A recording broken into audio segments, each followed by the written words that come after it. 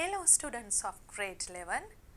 Today we'll be doing the first revision lesson in your workbook. පුතාලා ලෑස්ති වෙන්න අද workbook එකේ first revision lesson එක කරන්න. Revision 1. What are we going to start with? We have to complete a dialogue. දැන් dialogue එක complete කරන්න ඉස්සෙල්ලා අපි චුට්ටක් බලමු මොනවද එන උත්තර කියලා. ඒ අනුව මේක fill කරමු. Number 1. What seems to be the matter? Bed rest. You have the flu. Does it hurt? Drug allergies. Since yesterday evening, 3 times a day, plenty of fluids. I have fever and a headache. දැන් පැහැදිලි doctor කෙනෙක් ළඟට ගියපු patient කෙනෙක් ගැන තමයි මේ dialogue එක තියෙන්නේ කියලා. Doctor says, hello. We'll look at the answer and see what we are going to take from there to fill in this blank. උත්තරේ කියවලා බැලුවම ලේසි අපිට මොකද්ද මෙතෙන්ට එන්න ඕනේ කියලා තේරුම් ගන්න. I'm not well, doctor. දැන් අසනීපයි කියලා කියන්නේ ඒ නිසා අනිවාර්යයෙන්ම ඉස්සෙල්ලාම අහන එක වෙන්න ඕනේ. What seems to be the matter?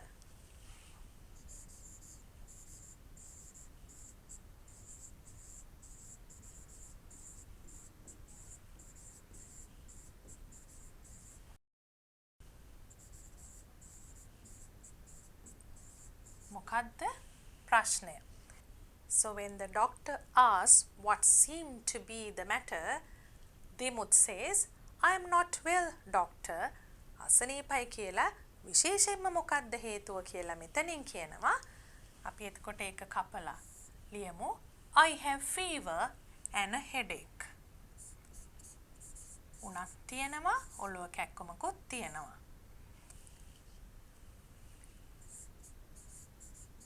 Fever and a headache.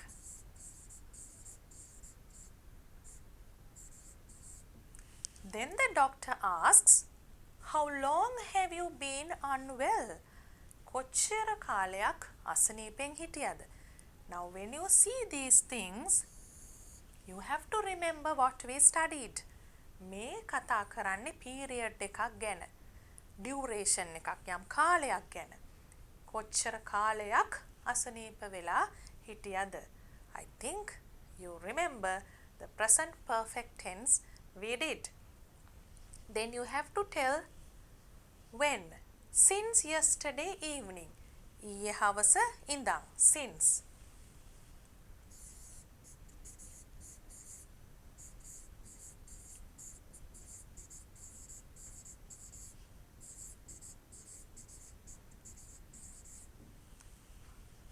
Then the doctor says, let me look at your throat. It's red. Then doctor කියනවා උගුර පරීක්ෂා කරලා බලලා උගුර රතු පාට හින්දා ඩොක්ටර් තීරණයකට ඇවිල්ලා කියනවා does it hurt කියලා. දැන් සාමාන්‍යයෙන් ඒ වගේ දෙයක් දැක්කම ඩොක්ටර් හිතනවා රිදෙනවා ඇති කියලා. ඒ නිසා අහනවා මේක ප්‍රශ්නයක් does it hurt?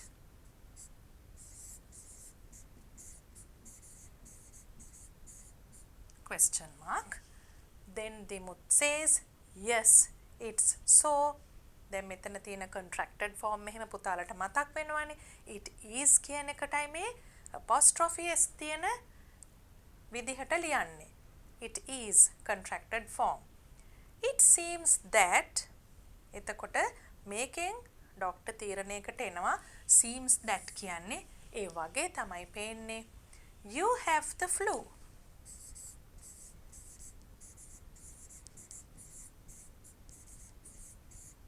දැන් ෆ්ලූ එක කිව්වට පස්සේ සාමාන්‍යයෙන් බෙහෙතක් දෙන්න ඉස්සෙල්ලා ඩොක්ටර් කෙනෙක් අහනවා මොනවා හරි allergies එහෙම නැත්නම් ආසාත්මිකතා තියනවද කියලා. So what's the answer here? Do you have any drug allergies?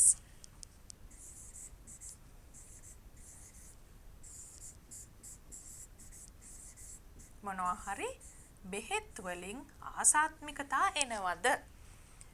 Then Dimut says, well, not that I know of.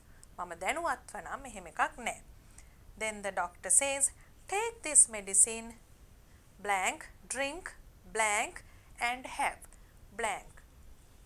ඩොක්ටර්ගේ අවවාදය ඇඩ්වයිස් එක කොටස් 3කින් තියෙනවා. අපි මෙතන බලමු මේ වෙනකොට පාවිච්චි කරපුවා. අයින් කරාම take this medicine අපි සාමාන්‍යයෙන් බෙහෙතක් ගන්නකොට කොයි වෙලාවකට සැරයක් ගන්න ඕනේ, කී සැරයක් ගන්න ඕනේද වගේ විස්තර කියනවා. 3 times a day. දවසට 3 වතාවක්.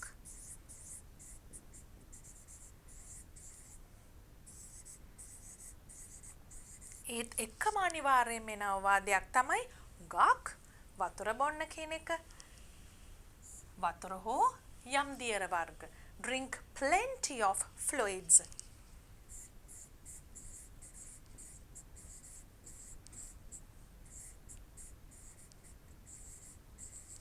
And have bed rest. And have bed rest.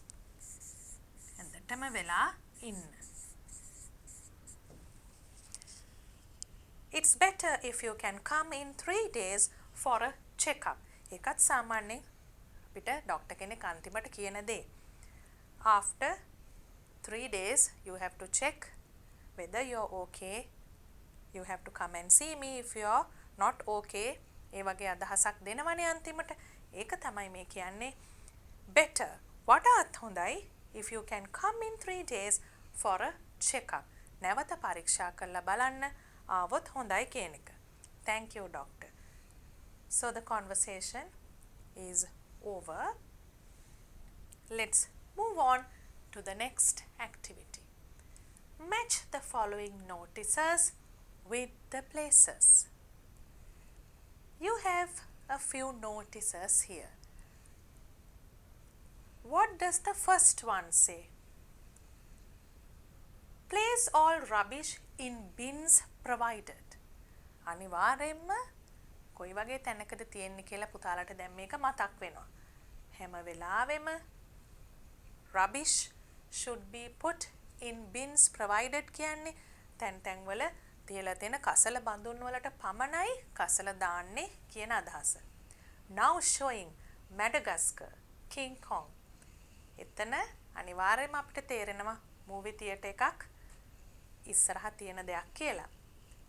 No stopping or turning. නවත්තන්නවත් හරවන්නවත් බෑ. පින්තූර දැක්කමත් තේරෙනවා මොකක්ද කියලා. Look at number 4. It says keep to the left on stairs. Hold on to the handrail where possible. පුළුවන් වෙලාවට අත්වැට පැත්තෙන් අල්ලගන්න. No trespassing. අනවසරයෙන් ඇතුල් වෙන්න එපා. Danger. Men working overhead. දැන් මෙතනින් බලමු මැච් කරන්න. At an expressway. You have seen this when you travel in the Southern Expressway. So you're sure this has to be number 3. At a cinema, number 2. In a public place or a park, usually we have rubbish bins when it comes to a public place. හුඟක් වෙලාවට පොදු ස්ථානවල තමයි මෙහෙම කසල බඳුන් වලටම දමන්න කියන පණිවිඩය තියෙන්නේ. ඒ වගේ තැන්වල තමයි මිනිස්සු ඒක නොකරන්නේ. ඒ නිසානේ ඒක තියෙන්නේ. So we'll put 1 here at a construction site. ඉදිකිරීම් ස්ථානයක තමයි තියෙන්නේ. Danger, men working overhead, and that's number 6. Near a staircase, from the picture itself, you can see that it has to be number 4.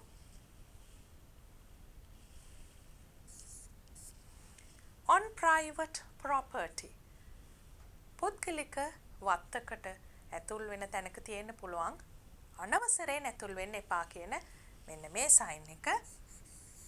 So that's number 5. Next activity is to describe the pictures. Write sentences describing the pictures. Use adjectives, adverbs where necessary. දැන් මොකද්ද පුතාලට එතන කරන්න තියෙන්නේ? මේ තියෙන පින්තූර ගැන විස්තරයක් ලියන්න ඕනේ. මතකයිනේ පුතාලට adjectives and adverbs. නාම විශේෂණ, ක්‍රියා විශේෂණ.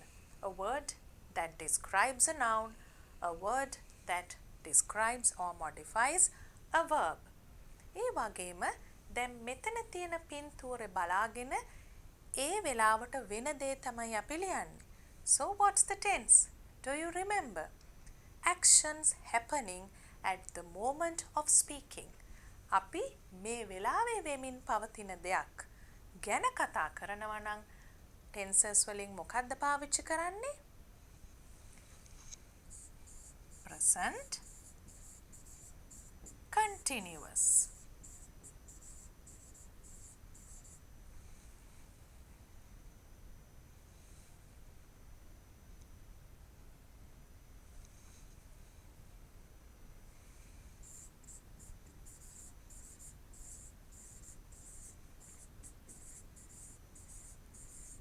එතකොට මේ tense එකේ නමට වඩා මතක් කරගන්න ඕනේ how to use.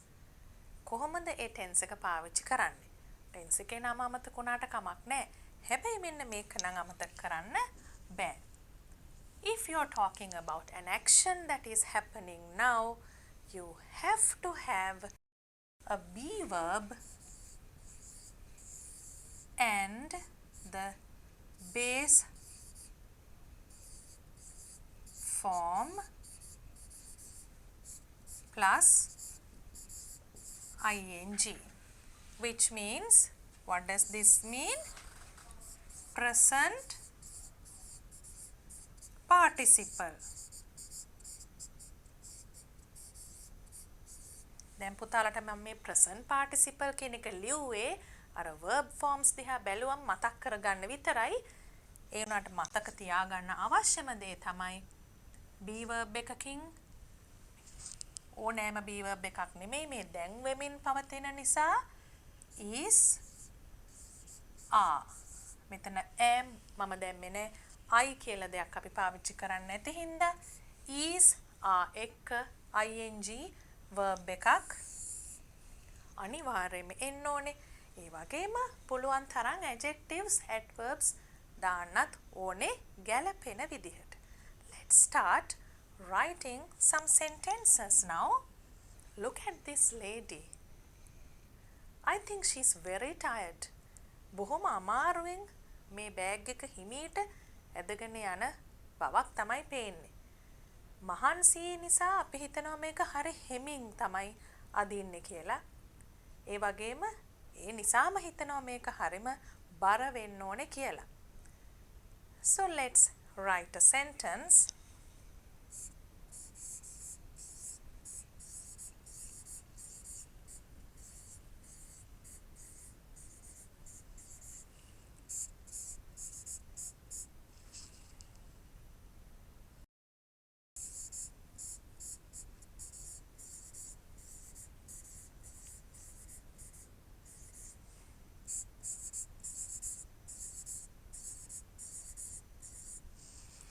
The lady is slowly pulling a heavy luggage. එතකොට අපිට මෙතන තියෙනවා adjective එකක් heavy luggage. ඒ වගේම adverb එකක්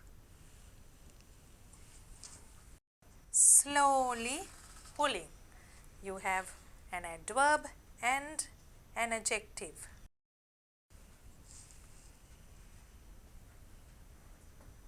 Another sentence you can write here is she is tired.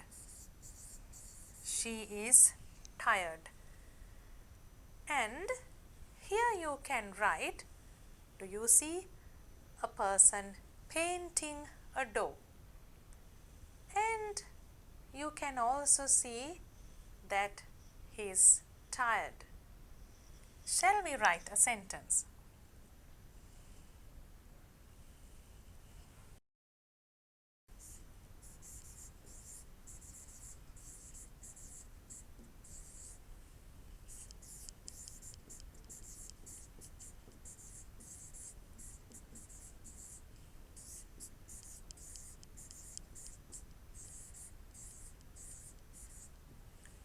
The man is painting the front door.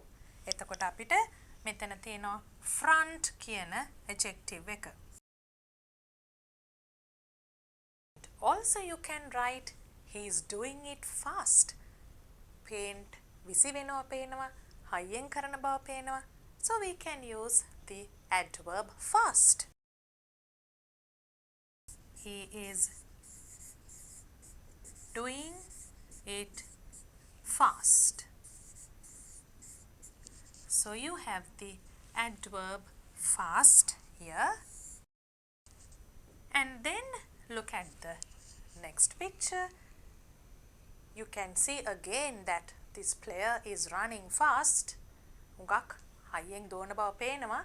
කොහොමත් ක්‍රීඩාව මොකක්ද කියලා දැක්කහමත් හයියෙන් දුවන බව හරියටම හරි නේද?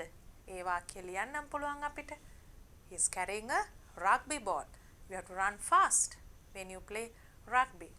So let's write two sentences again using an adjective and an adverb.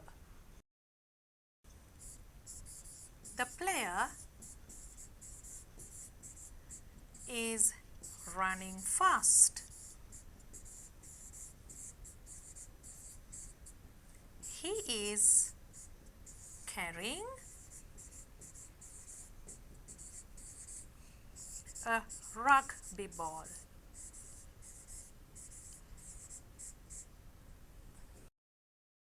So we'll underline the adjective and the adverb.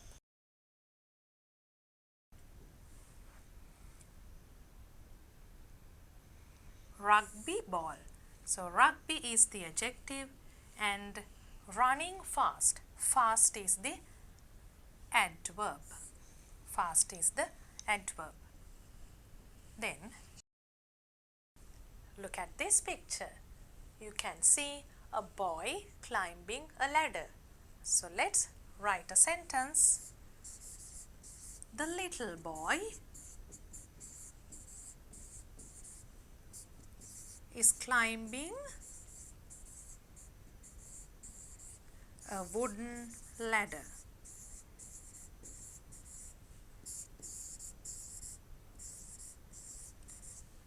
අපිට මේක ලී ඉනි මගක් වගේ තමයි පේන්නේ.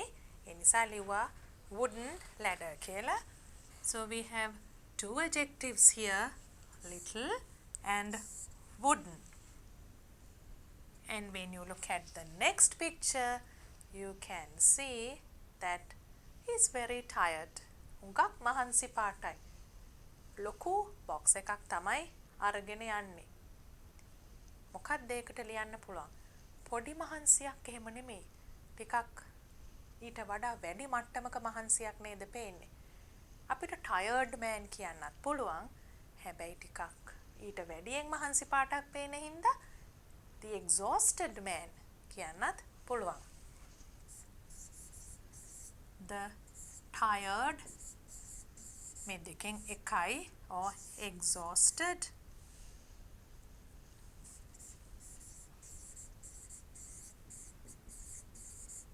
man is carrying a heavy box.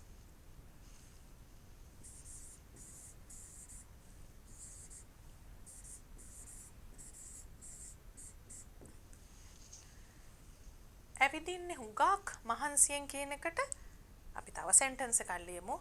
We have to use an adverb too. He is walking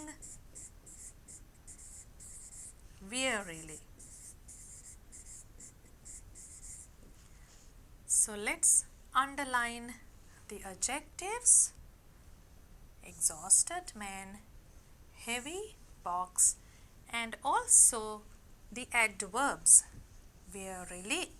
තාලට මතකයි ගාක්ම adverbs අපි form කරේ ly add කරලයි. You can see a diver here. So you can write a sentence like this. The diver is diving into the deep sea. ගැඹුරු මුහුදට කිමිදෙනවා කියන එක අපිට කියන්න පුළුවන් deep කියන adjective එක පාවිච්චි කරලා.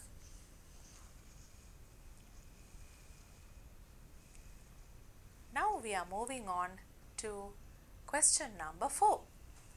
What do you have to do? Read the advertisement and find the required information. දැන් පුතාලා දන්නවා මේ වගේ advertisement එකක් දීලා එක විදිහේ ප්‍රශ්න හම්බ වෙනවා. සමහර වෙලාවට job application එකක් දාන්න, එහෙම නැත්නම් මොකක් හරි විස්තරයක් අහලා letter එකක් ලියන්න. දැන් මෙතන නම් තියෙන්නේ තාම අපිට කියවලා උත්තර ලියන්න විතරයි. ඒක හුඟක්ම පහසු activity එකක්. Let's start reading first. Ministry of Skills Development and Vocational Training is offering a diploma course in information technology for young school leavers. කාටද මේ program එක දෙන්නේ? young school leavers. පාසල ඉවර වෙච්ච ගමන් ඊටාම තරුණ ළමයින්ට young school leavers. මොනවා ගැනද මේ program එක කෙරෙන්නේ? ඩිප්ලෝමා එක කෙරෙන්නේ information technology. ඒක පුතාලා දන්නවා තොරතුරු තාක්ෂණය කියලා. course content. මොකන්ද මේ content කියන එකේ අදහස? අන්තර්ගතය. මොනවද මේ course එකේ කෙරෙන්නේ කියලා වෙන වෙනම දීලා තියෙනවා. office applications, email and internet, web designing, graphic designing. එතකොට තාම ලොකු අධ්‍යාපනයක් ලැබලා නැහැ ළමයි. පාසල් අධ්‍යාපනය පමණයි ලැබලා තියෙන්නේ. එතකොට කාර්යාලයක වැඩ කිරීමේදී තොරතුරු තාක්ෂණ විෂය සම්බන්ධයෙන් තියෙන්න ඕන මූලිකම දැනුම දෙනවා කියන එක මෙතනින් අපිට අදහස් වෙනවා. The course will be conducted free of charge. මොකද මේක අමාත්‍යාංශකින් කරන්නේ. ඒ නිසා free of charge කිසිම ගාස්තුවක් අය කරන්නේ නැහැ. And covered in 120 hours. පැය 180කින් තමයි ඒ course එක කෙරෙන්න බලාපොරොත්තු වෙන්නේ. Applicants should be between 18 to 22 years with 6 passes at GCE O level, including English and Mathematics. එතකොට වයස 18ත් 22ක් අතර කියන එක පැහැදිලිවම පේනවා. O level exam එකේ Mathematics, English කියන subject දෙක අනිවාර්යයෙන්ම pass විය යුතුයි. Please send your applications to කියලා address එකක් දීලා තියෙනවා. On or before. On or before කියනකොට මේ දවසේ හෝ ඊට පෙර අනිවාර්යයෙන්ම application එකක් යවන්න කියලා තියෙනවා. Now let's write answers to the questions. Name of the course. Diploma course in information technology.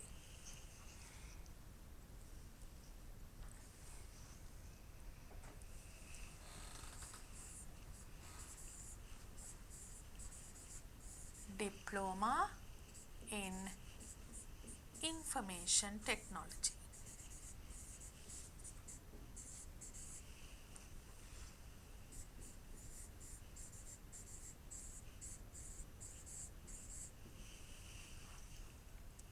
Offered by Ministry of Skills Development and Vocational Training.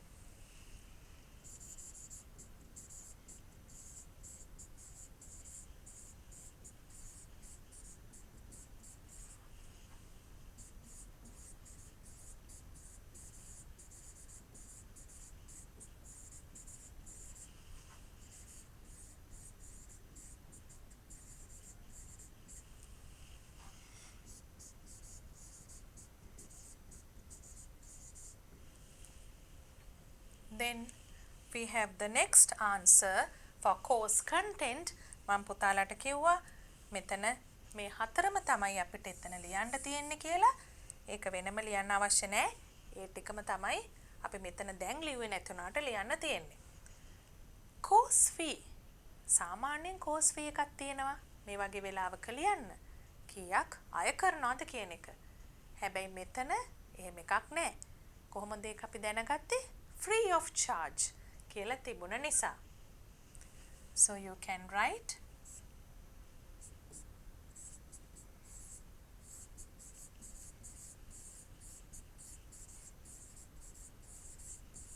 it's free of charge. Then course duration. Duration කියන්නේ මොකක්ද? කොච්චර කාලයක් තිස්සේ course එක කෙරෙනවද කියන එක.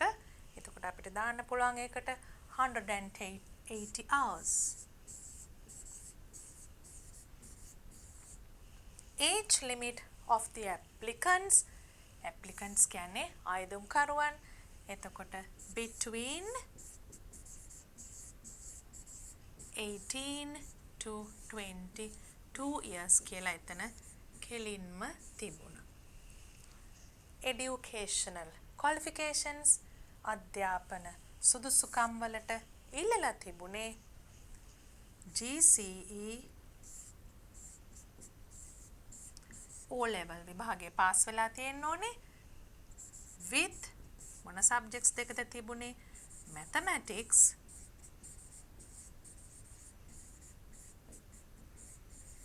and English. ඊළඟට අහලා තියෙනවා address to which applications should be sent. මොන ලිපිනයටද යවන්න තියෙන්නේ? number 354.2 එල්විටිකල මාවත කොළඹ 5.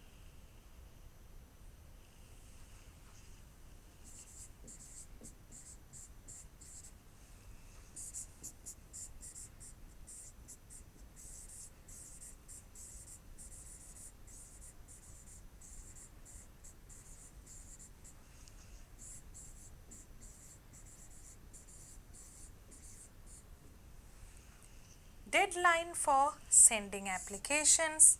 ඒ කියන්නේ කොයි දිනයට පෙරද කියන එක deadline on or before 31st March 2015.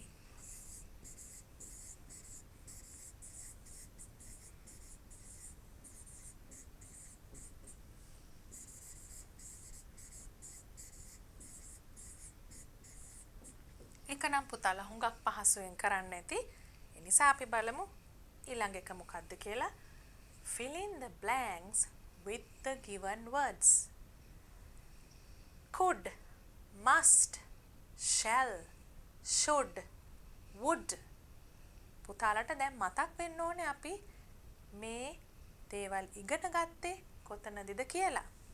ඒ වගේම පේනව නේද මේ දීලා තියෙන වචන ටික වරහන් ඇතුලේ.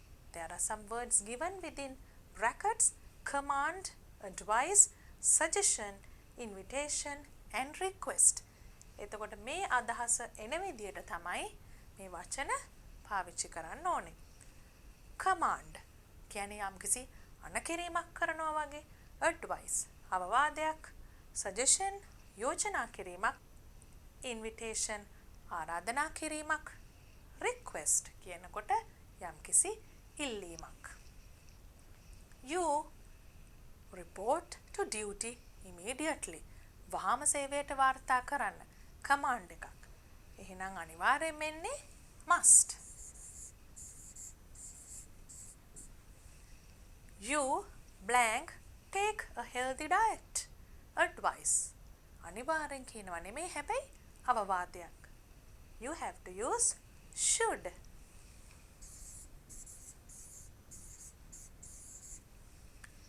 Then you have blank we go for a swim. යෝජනාවක් කරනවා. suggestion එකක් කරනවා. අපි යමුද පිහිනන්න. Then it has to be shall.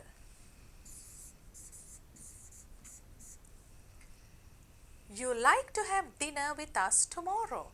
ආරාධනාවක් කරනවා හෙට අපිත් එක්ක කෑමට එනවද කියලා. එතකොට අපිට ඒකට දාන්න පුළුවන් would you like to have dinner with us tomorrow? Would you like to have dinner? එතන within inverted commas. 5. Blank, you please type this letter for me. Request. A polite request. අපි යමක් බොහොම ආචාරශීලී විදිහට ඉල්ලනකොට ඉල්ලීමක් කරනකොට could කියන එකෙන් පටන් ගන්න බව දන්නවා. So we can write, could you please type this letter for me? දැන් පුතාලට මතක් වෙනව නේද modal verbs කියලා අපි මේවා කෙරුවා. Since we are doing revision, let's write a few more examples from them. Starting from a command. Command එකක් වෙනකොට අපි must පාවිච්චි කරලා ලියනවා all project leaders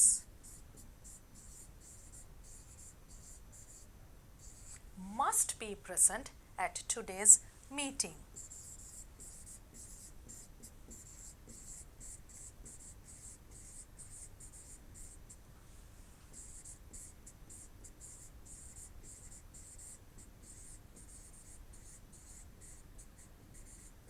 So you have a command and we are using the modal must. For should, as an advice, we can write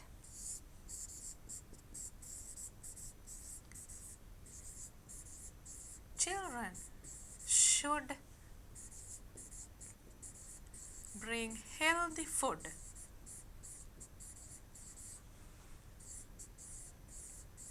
to school.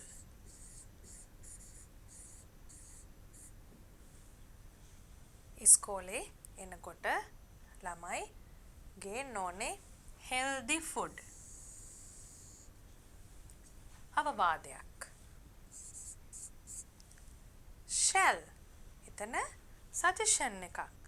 එතකොට අපිට මේ වගේ එකක් ලියන්න පුළුවන්. Shall we organize a party?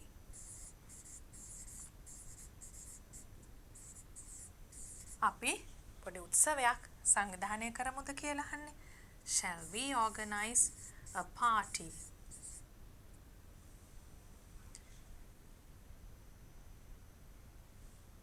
Shall. අපි healthy food කියන එක underline කරේ තේරුම කියන්න නිසා වෙන පාටකින් underline කරමු. මෙතන modals අපි underline කරන්නේ blue වලින්. Next we have would, and that is an invitation. Would you like to have dinner? Like that we can write, would you like to have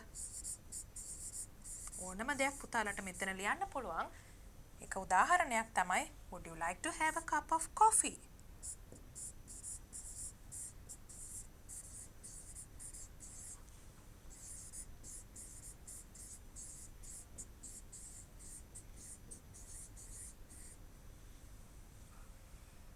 And then we have one more, could, and that is a request. So we can write, could you please bring your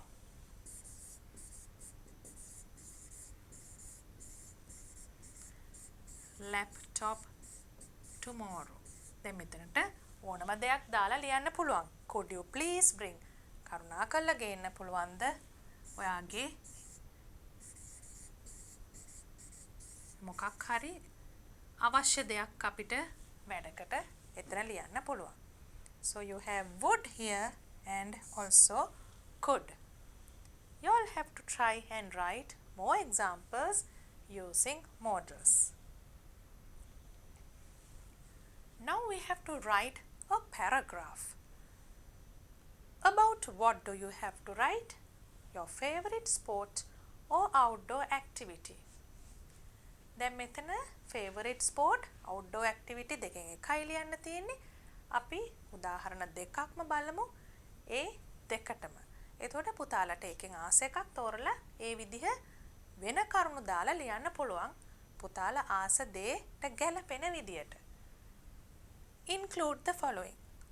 සාමාන්‍යයෙන් මෙහෙම දෙයකදී ඇතුළත් කරන්න ඕන දේවල් තමයි individual or team game, activity, how it can be played, කොහොමද සෙල්ලම් කරන්න ටීම් එකක් හැටියටද, done, equipment, necessary, මොන වගේ දේවල් ඕනේ, whether it is popular, challenging, adventurous. දැන් අපි ස්පෝර්ට් එකක් ගැන ලියනවා නම් popular කියන්නේ ලංකාව පුරා හැම ඉස්කෝලේකම තියෙන ස්පෝර්ට් එකක්ද, එහෙම නැත්නම් සමහර ඉස්කෝලවල විතරක් තියෙන එකක්ද, challenging යම්කිසි අභියෝගාත්මක ක්‍රීඩාවක්ද, අන්න ඒ වගේ. දැන් පුතාලට මේ තියෙන 50 word limit එකේ ටිකක් මේ ඔක්කොම ලියන්න නම් අමාරුයි. චුට්ටක් වැඩි වෙනවා ඒ ටික ලියන්න ගියාම අපි 50 word limit එකට ගැලපෙන්න ඊට වඩා පොඩ්ඩක් විතරක් වැඩි වෙන විදියට ලියපු එකක් බලමු. My favorite outdoor activity. එළියේ මං කරන්න ආසම මොකක්ද කියන එක. My favorite outdoor activity is cycling. මම සයිකල් පදින්න ආස කෙනෙක් තමයි මේ ලියන්නේ. It is a very enjoyable activity. මොකක් විනෝදජනකයි. I do it every evening with my brother and 2 friends. මගේ brother අයියා හෝ මල්ලි එකයි යාළුවෝ දෙන්නෙක් එක්කයි every evening. හැම හවසකම මම ඒක කරනවා. Cycling improves my physical fitness and agility. Improves. මොකක්ද වැඩි දියුණු කරන්නේ? දැන් physical fitness and agility කියනකොට අපි ශාරීරිකවත් බොහොම ශක්තිමත් වෙනවා. ඒ වගේම කඩිසර බවක්, යමක් ඉක්මනින් කරන්න, යමක් ඉක්මනින් හිතන්න, ඒ ඕන දෙයකට සහයෝගයක් ලැබෙනවා මේ වගේ ඇක්ටිවිටි එකක් කරාම කියන එක. Furthermore, තව දුරටත් it is very refreshing to be outdoors after a day's hard work. දැන් පුතාලට මෙතන පේනවා apostrophe s එකක් තියෙනවා. හැබැයි පුද්ගලයෙක් නෑ. සාමාන්‍යයෙන් අපි මේක දාන්නේ කාගේ හරි කියන එකටනේ. හැබැයි days hard work කියන්නේ දවසක අමාරු වැඩ කොටසක් ඉවර වුණාම හරිම නැවුම් බවක් දැනෙනවා කියන එක තමයි refreshing කියන්නේ මේ activity එකෙන්. It is very refreshing to be outdoors. එළියේ ඉන්නකොට හරිම නැවුම් බවක් දැනෙනවා after a day's hard work. දවසක් පුරා තිබුණ අමාරු වැඩවලට පස්සේ. It is sometimes very adventurous. Adventure එකක් කියන්නේ සමහර වෙලාවට සාමාන්‍යයෙන් තියෙන පාරක බයිසිකලයක් පැද්දාම වෙන දෙයක් නෙමෙයි මේ කියන්නේ. ටිකක් අපි හිතමු රළු පාරක යනවා නම් අමාරු ගල් මුල් තියෙන පාරක සමහර ළමයි ආසයිනේ වගේ adventurous දේවල් කරන්න.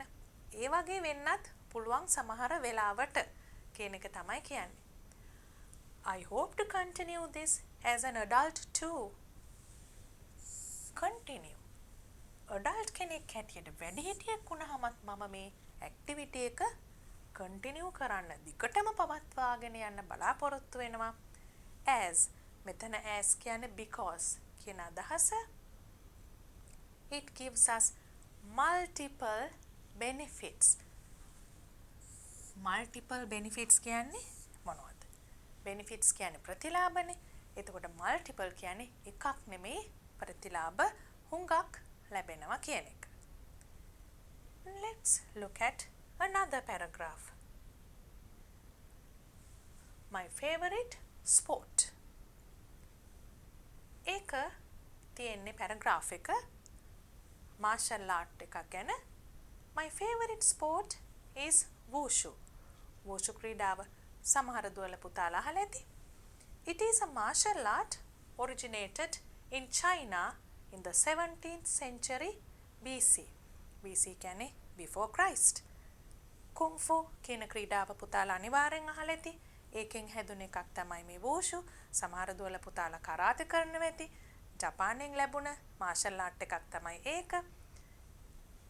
It is an individual game that involves අපි චුට්ටක් එතන අතර කරමු. Individual originated involves මොකක්ද ඒවැ තේරුම?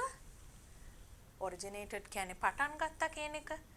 individual කියන්නේ තනියම කරන ක්‍රීඩාවක් කියන එක. ඒ වගේම involves මොනවද මේ ක්‍රීඩාවට ඇතුළත් වෙන්නේ? stances, kicks, punches, balances, jumps, etc.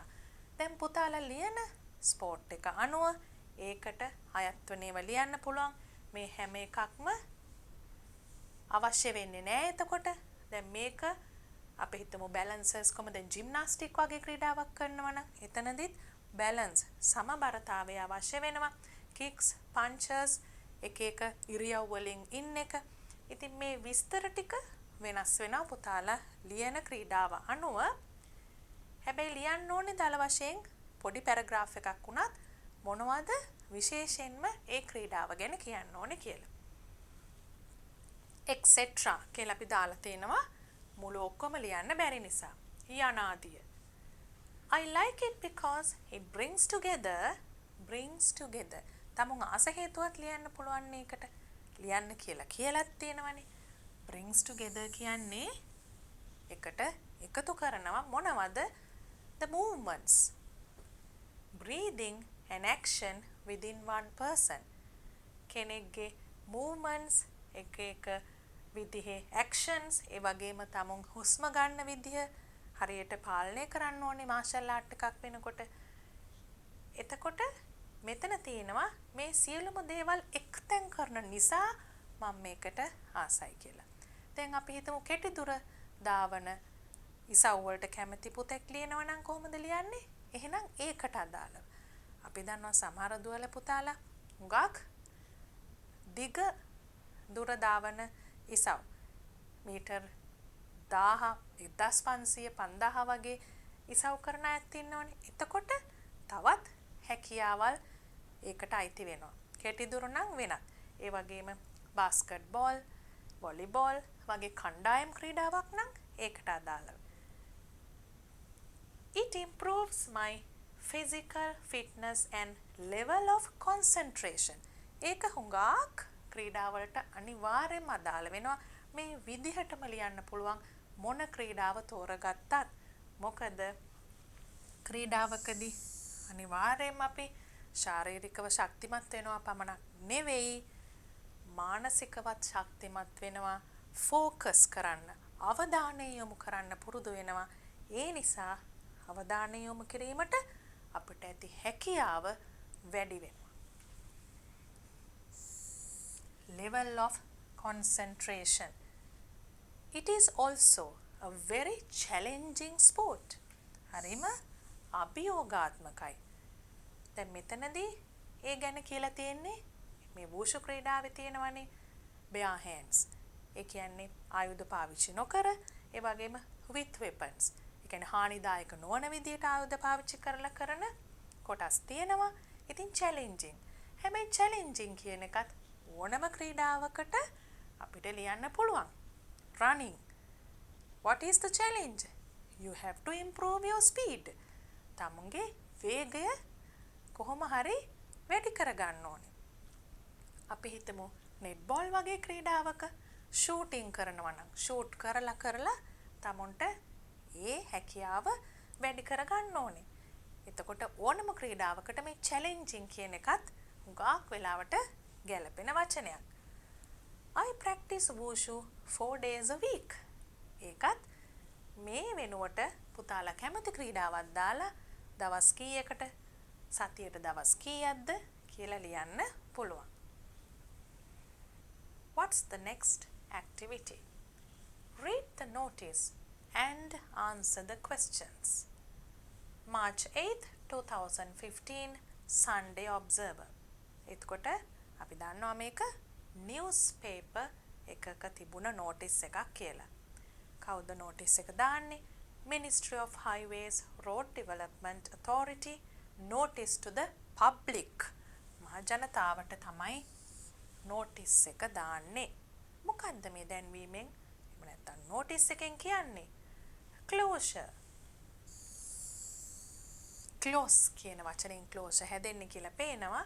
Of Southern Expressway Road sections for vehicle movements. Road sections. සමහර පාරේ කොටස් පමණක්. Southern Expressway එකේ sections. කොටස් පමණක් වහන දෙයක් ගැන තමයි මේ notice එක තියෙන්නේ. The public are hereby informed. Hereby informed. දැනුම් දෙනවා කියන එක මහ ජනතාවට that the below mentioned sections of the Southern Expressway will be closed due to repairs as per details given below. දැන් පුතාලටත් notice එකක් ලියන වෙලාවක පාවිච්චි කරන්න පුළුවන් වචන තියෙනවා මෙතන. Below mentioned පහත සඳහන්.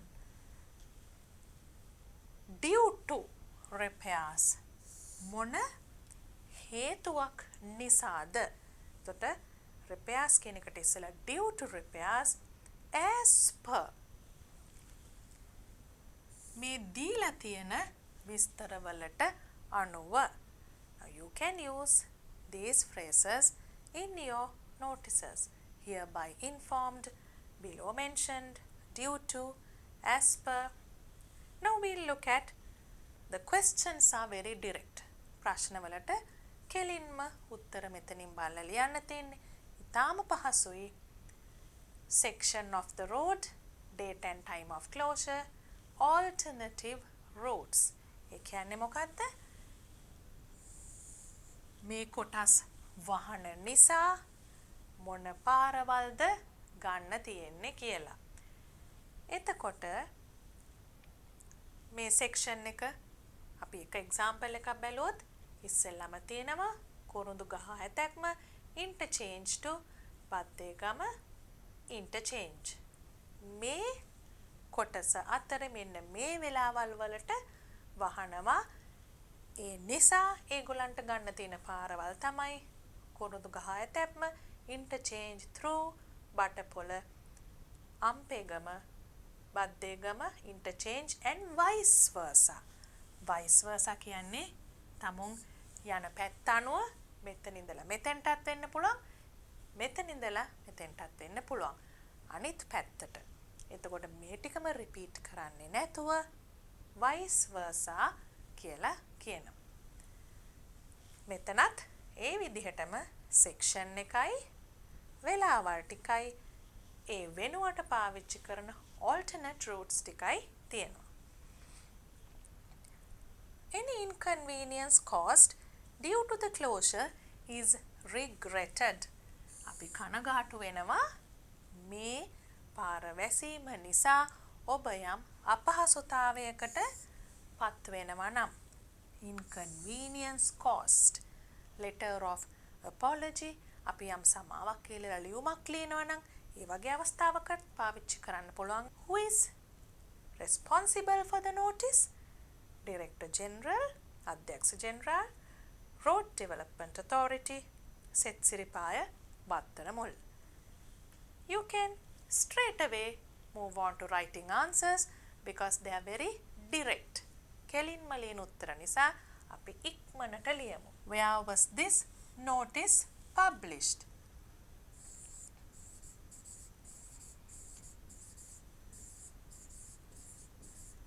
Sunday Observer. දැන් මෙතන තියෙනවා Sunday Observer කියලා. පත්තරේ නම විතරක් ලියනවා කියන්නේ මොකද්ද? කෙටි. එහෙම නැත්නම් short answer එක. අපි long answer එකක්, full answer එකක් ලියනවා නම් කොහොමද ලියන්නේ? This notice was published කියලා පටන් අරගෙන ඊට පස්සේ ලියනවා පත්තරේ නම. අපි මෙතන short answers ලිව්වම ඇති. What was the purpose of publishing this notice? Purpose.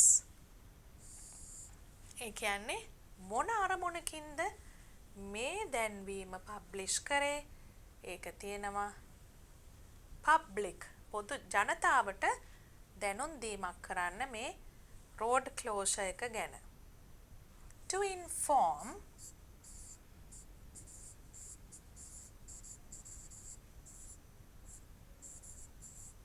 the public about the closure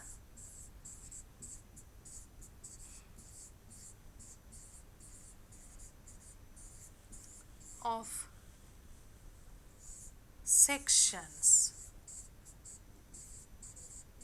certain sections of the Southern Expressway.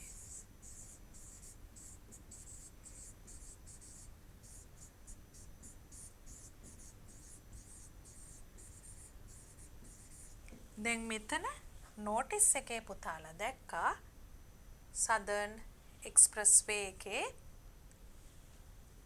තැන් වෙනම දීලා තියෙනවා.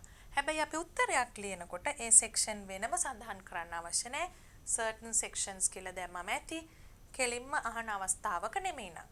සමහර කොටස්. Under whose authority was it published?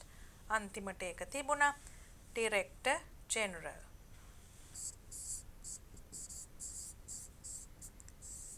Director General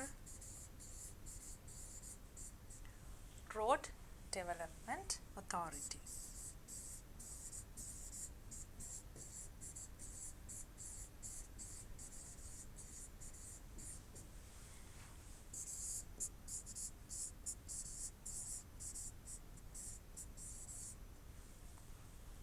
Then the next question is, when was the section between Imaduwa and Kokmaduwa interchange closed? අපිට මේකෙන් බලා ගන්න පුළුවන් Imaduwa to Kokmaduwa from 11 p.m. on 20th March 2015 to 1 p.m. on 21st March 2015. අපි ඒකේ question number එක number 4 මෙතන ලියන්න පුළුවන් කෙලින්ම ඒ උත්තරේ තමයි එන්නේ from. Next we have, what was the alternative route suggested for the above closure? ඒ වෙනුවට යන්න තියෙන්නේ Imaduwa interchange through ගල්කඩුව කනකේ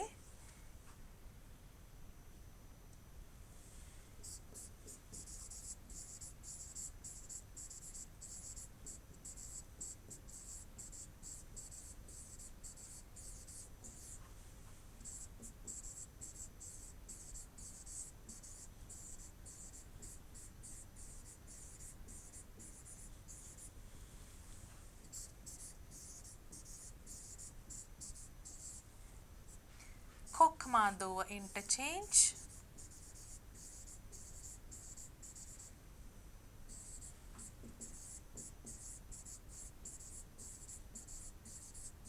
and vice versa අනිත් පැත්තට ඒකම අනිත් පැත්තට. එතකොට මෙතන තියෙන්නේ මොකක්ද? Write the sentence which expresses regret for the inconvenience caused to the public. මහජනතාවට ඇති වූ අපහසුතාවය ගැන කනගාටුව ප්‍රකාශ කරන වාක්‍ය. එම sentence එක එහෙමම ලියන්න ඕනේ. Any inconvenience caused due to the closure is regretted.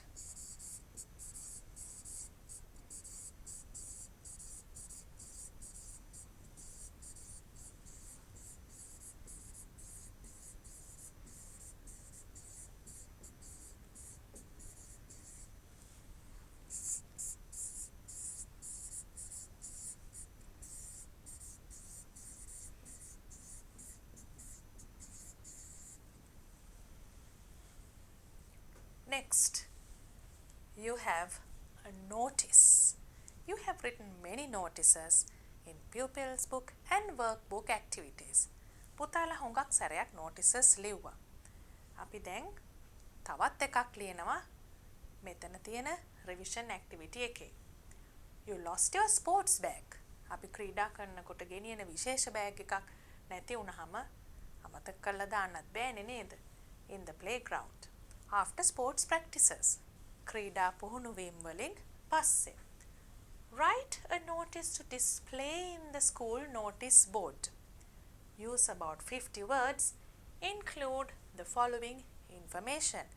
දැන් පුතාලට මෙහෙම information දීලා තියෙනකොට මේවා දාන්න කියලා ඒවා ඇතුළත් කරන්න ඕනේ.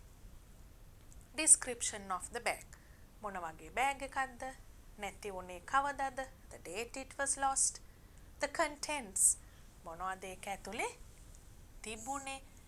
Where it should be returned to if found. හම්බ වුණොත් කොහෙටද ගෙනත් දෙන්න ඕනේ? You can write notice and then the date. Lost bag. notice කියලාත් ලියලා දැන් මේ බලන අයට ඉක්මනටම අවධානය යන විදියට lost bag කියලාත් ලියලා a sports bag was lost in the school ground on the 23rd of June. දිනේ දැම්ම school ground තැන දැම්ම. It is a large blue bag description with a black logo on it. එතකොට නිල් පාට bag එකක් කළු පාට ලෝගෝ එකක් තියෙනවා. විස්තරෙත් සාමාන්‍යයෙන් කෙනෙක්ට අඳුර ගන්න හොඳටම ඇති. There is a water bottle. මොකද්ද මේ ලියන්නේ? Contents මොනවද තිබුණේ? A water bottle, a pair of spikes. එහෙනම් දුවන කෙනෙක්ගේ නේද මේ නැති වෙලා තියෙන්නේ. A face towel and a small first aid kit in it. බොහොම පිළිවෙලට වැඩ කරන ක්‍රීඩා කරන දුවෙක්ගේ නැත්තම් පුතෙක්ගේ. small first aid kit එකකුත් තියෙනවා. පුංචි ප්‍රථමාධාර හදිසි අවශ්‍ය වෙන දේවල් ටිකකුත් තියෙනවා. If found, please hand over to the sports room. ක්‍රීඩා කාමරයට බාර දෙන්න හම්බ වුණොත්. නමයි පන්තියයි තියෙනවා. After the notice, we can move on to another activity where you have to fill in the blanks. A trip for 2 Horton planes.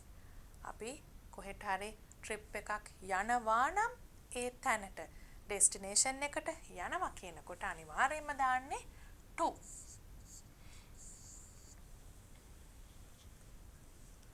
During the last school vacation, පහුගිය නිවාඩුවේ පාසල් නිවාඩුවේ we went blank a trip to Horton Plains.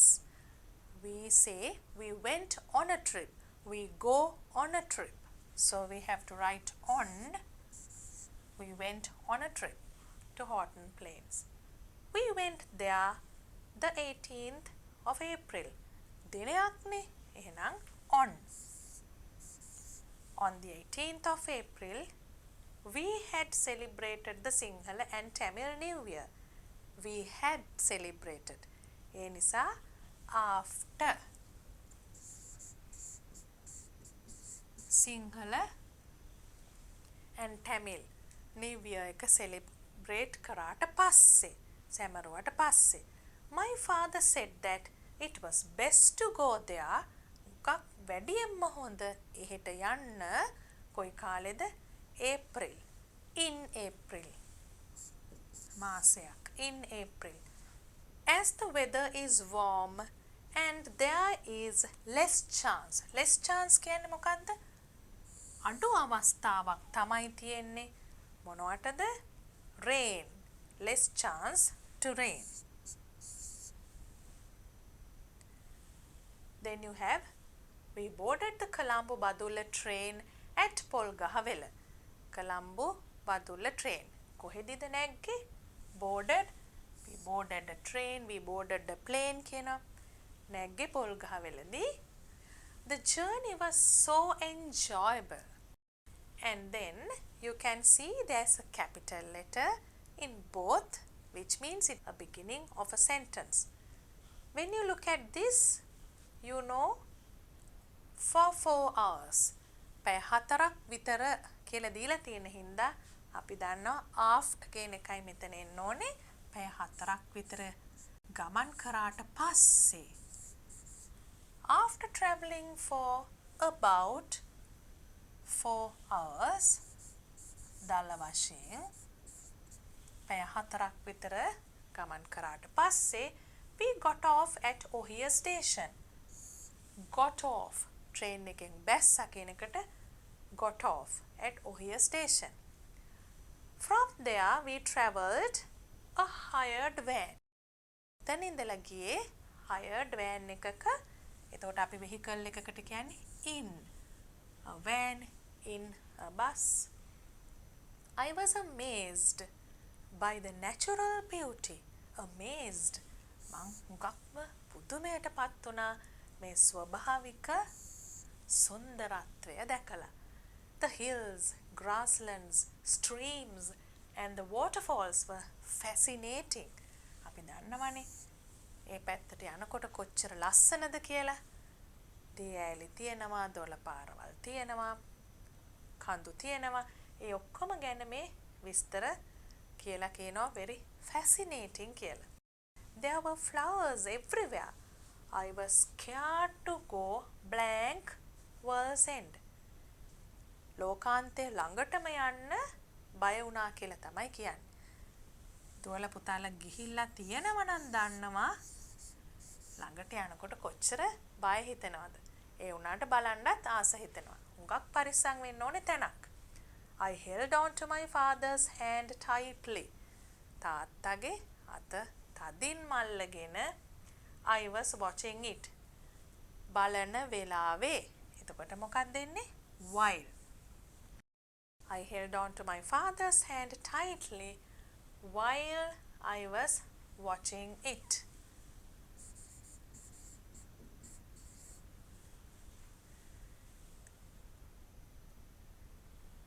දැන් අපි ඔක්කොම blanks ටික fill කරලා ඉවරයි. And now we can look at question number 10. The underlined words in the following sentences are incorrect. එහෙනම් වැරදි වචන නිවැරදි කිරීමක් තියෙන්නේ.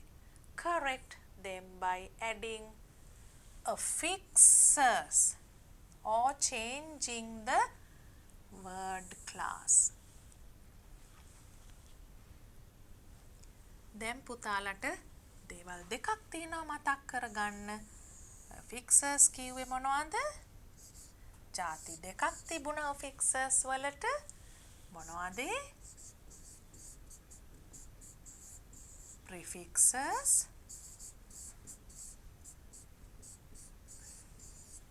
suffixes. prefixes කිව්වම pre කියන අදහසින් අපි දන්නවා වචනයකට මුලින් එකතු කරන කොටස්. suffixes කිව්වම වචනයකට අගින් එකතු කරන කොටස්. word classes අපි හුඟක් අවස්ථාවල කරපු නිසා පුතාලට මතක තියෙන්න ඕනේ. ඒ කියන්නේ nouns, the verbs, adjectives, prepositions,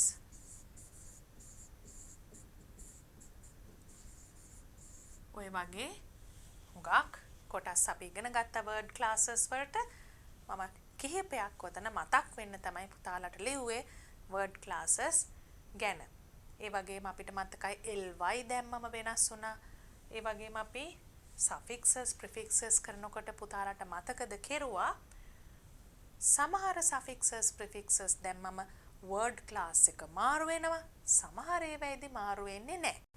ඒ කියන්නේ අපි ly දාලා වෙනස් කරොත් word class එක මාරු වෙනවා.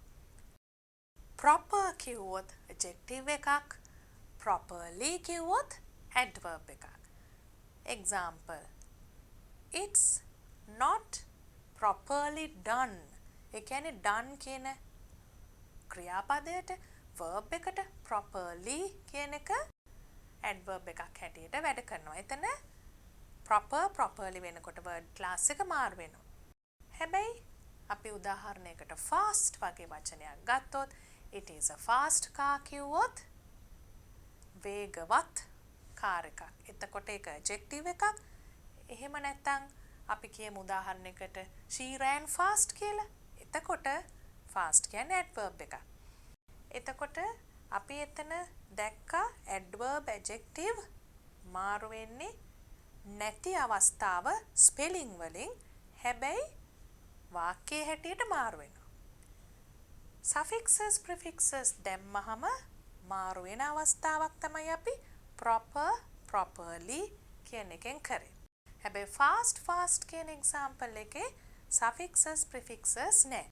පුතාලට adverb adjectives මතක් වෙන්න තමයි මම කිව්වේ. වචන දිහා බලලා තීරණය කරන්න බැහැ. හැබැයි වාක්‍ය දිහා බලලා තමයි තීරණය කරන්න ඕනේ නිසා. ඒ වගේම usual unusual වගේ උදාහරණයක් ගත්තොත් usual කියන එකට un කියන prefix එක දාලා unusual වුණා. හැබැයි එතන දෙකම adjectives word class එක මාරු වුණේ නැහැ. usual schedule සාමාන්‍යයෙන් පවතින schedule එක. a very unusual schedule හරිම අසාමාන්‍ය වෙලා කියන එක. එතන වෙන්නේ adjective එකක් හැටියටම තියෙනවා, තේරුම වෙනස් වෙනවා විතරයි. ඒ පුංචි මතක් කිරීමත් එක්කම අපි මේ activity එක කරමු. You have an example, so it's easy for you. Is something wrong? As it looks really happy. Looks happy. එතකොට something wrong මොන හරි වරදක් තියෙනවා නම් happy වෙන්න බෑනේ නේද? Unhappy. හැබැයි එතන අපි දැක්කා prefix එකක් දාලා මාරු වුණාට happy unhappy කියන එකේ word class එක මාරුනේ නැහැ. Ravindu is a cheerful boy. Cheerful මේක කියවනකොටම අමුත්තක් දැනෙනවා. boy කියන එකට cheerful කියන adjective එක හරි ගියාට cheerfully කියන adverb එකෙන් ඕනේ verb එකක් modify කරන්න. She shouted cheerfully. එයා බොහොම ආසාවෙන් කෑ ගැහුවා. අන්න එතන නම් cheerfully කියන එක adverb එකක් හැටියට හරියට පාවිච්චි වෙන තැන. Children usually play in the afternoon. Play is a verb, so it has to be usually. සාමාන්‍යයෙන් ළමයි සෙල්ලම් කරන්නේ දවල්.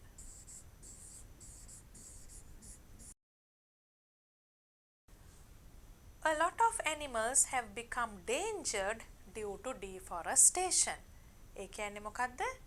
කැලෑ කැපීම නිසා හුඟක් සතුන් endangered නෙවෙයි මෙතනට එන්න ඕනේ endangered වඳ වී යාමේ තර්ජනයකට මුහුණ දීලා තියෙනවා. endangered.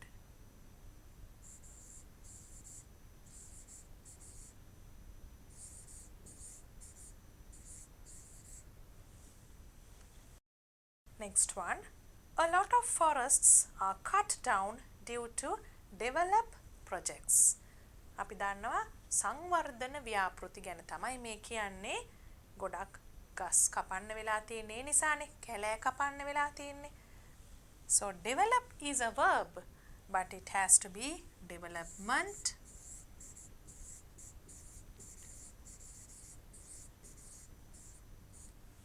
අපි develop කියන verb එකට ment කියන suffix එක දාලා development කරා.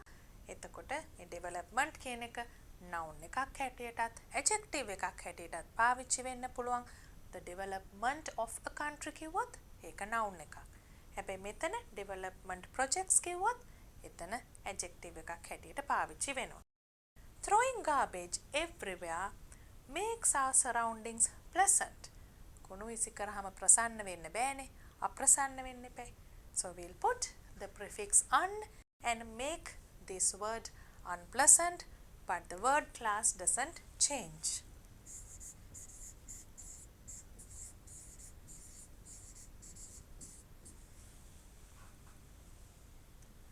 Do not vandalize public property. It's a punish offense. පුතාලට මතකයි අපි punishable offense කියලා වචනයක් ගැන කතා කරා vandalism ගැන unit 1 එකේ කතා කරනකොට. punishable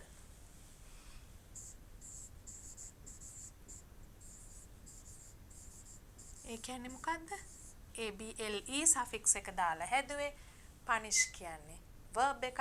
punishable offense කියනකොට දඬුවම් කළ යුතු වරදක්. දඬුවම් ලැබිය යුතු වරදක්. These sums are done correctly. You have to do them again. දැන් ගණන් ටික හරියට කරා නම් ආයි කරන්න අවශ්‍ය නෑනේ. හුඟක්ම උනන්දු කෙනෙක් නෙවෙයි නම්. එතකොට අපි ලියන්නේ මෙතන in කියන prefix එක දාලා incorrectly ගණන් හදලා තියෙන්නේ වැරදියට.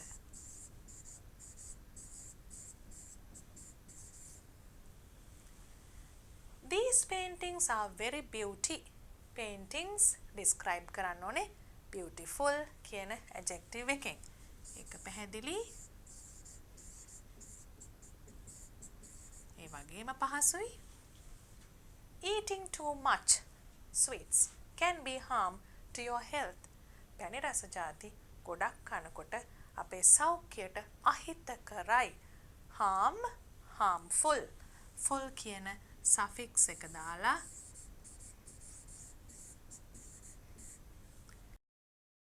harm කියන verb එක harmful කියන adjective එක බවට හැරෙව්වා. In number 11, again you have to fill in the blanks. This time correct form of the verb. If we quickly try to recall what forms of the verb are, you have the base, then you have the base divided into two.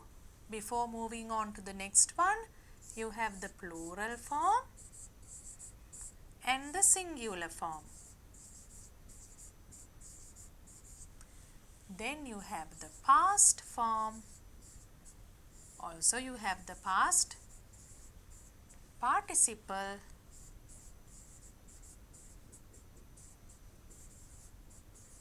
Again, we will also remember sometimes we needed the present participle.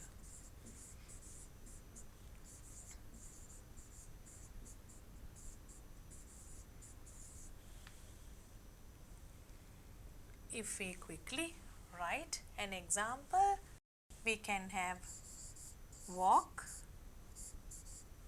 For singular, we can have walks. Past, walked.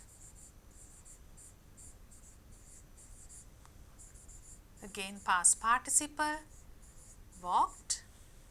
Present participle is the ing form, walking. දැන් පුතාලා කාට හරි verb forms පොඩ්ඩක් හරි අමතක වෙලා තිබුණා නම් මතක් වෙන්න ඇති කියලා මං හිතනවා.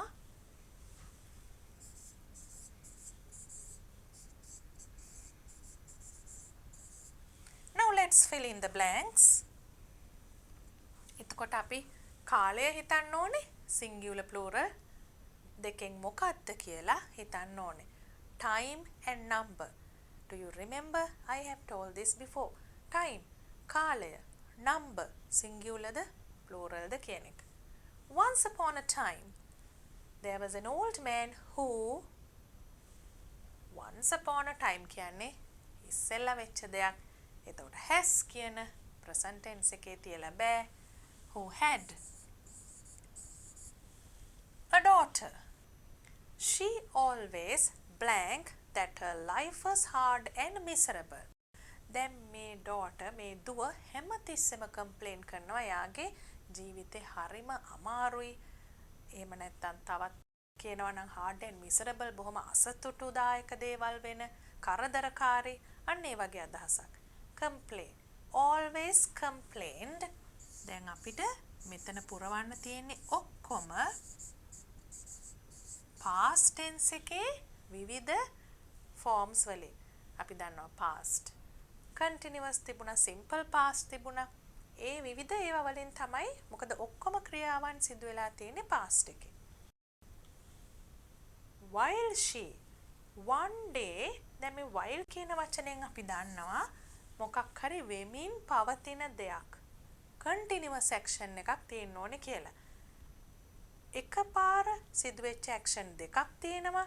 complain කරපු එකයි While she blank complained about her unhappy life, her father blank ordered her to join him in the kitchen. තාත්තා කරපු දේකුයි දුව කරපු දේකුයි එකපාරම තියෙනවා. එකක් while තියෙන හින්දා අපි දන්නවා ඒක continuous form එකෙන් ලියන්න ඕනේ. While she was complaining about her unhappy life, her father ordered her to join him in the kitchen. තාත්තා කිව්වා කම්ප්ලේන් කර කර ඉන්නකොට එන්න මාත් එක්ක කිචන් එකට කියලා. බලමු තාත්තා මොකද්ද කරේ කියලා. The old man filled 3 pots with water. Then he put කියන එකට අපි දන්නවා past form එකක්. putම නිසා වෙනසක් නෑ. Potatoes in the first pot, eggs in the second, ground coffee beans in the third, and placed them. pots තුනට දැම්මා. potatoes, eggs and ground coffee beans දාලා ඒවා place කරා. තිබ්බා on fire. Placed them on fire to boil. උණු වෙන්න තිබ්බා. The daughter sat impatiently. බොහොම නොයවසිල්ලෙන් දුව බලාගෙන හිටියා. While කියලා තියෙන හින්දා අපි දන්නවා අපව ing verb එකක් එන්නේ කියලා. ing verb එකක් එක්ක හැමතිස්සෙම be verb එකක් එනවා. While they were boiling. දැන් මම be verb කියන එක කිව්ව නිසා පුතාලට මෙතන මතක් කරලා දෙන්නම්. past form එකට අපිට එන්න පුළුවන්. be verb එකේ past forms දෙක මොකක්ද?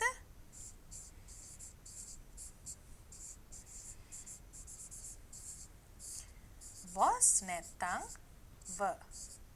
ඔය දෙකෙන් එකක් තමයි be verb එකේ past forms දෙක. එතකොට මෙතන අපි they කියන plural වචනය නිසා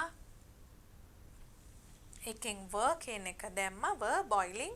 She not understand what her father did not. She did not understand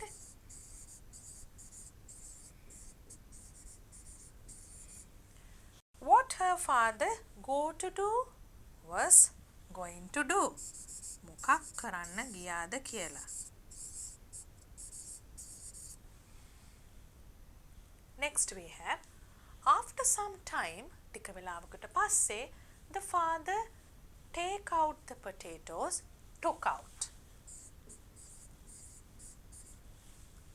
and eggs and put them in a bowl, and pour becomes poured.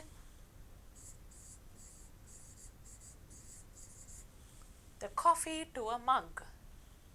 Look at these. He becomes said. Potatoes, eggs and ground coffee faced the same adversity.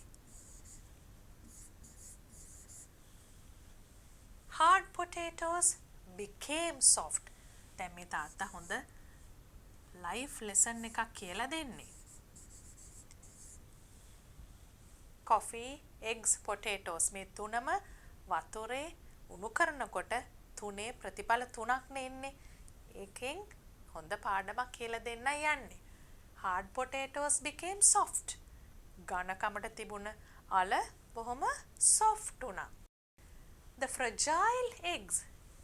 ඉතාම ඉක්මනින් බිඳෙන සුළු fragile turned hard. turned. තද වුණා, hard වුණා. But the coffee reacted in a unique way. යාටම විශේෂිත වූ විදියකට තමයි කෝපි react කරේ. ප්‍රතිචාර දැක්ුවේ. It changed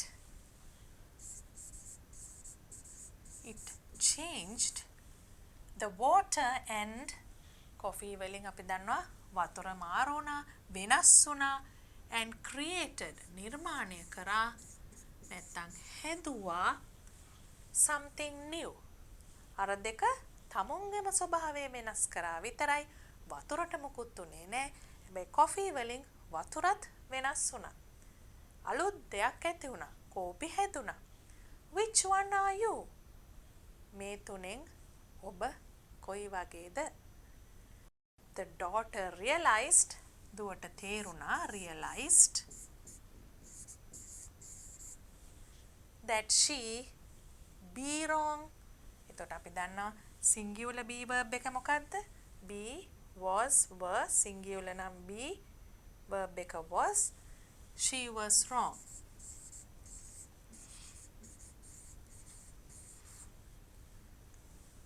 All along. දිගටම එයා වැරදි කියන එක.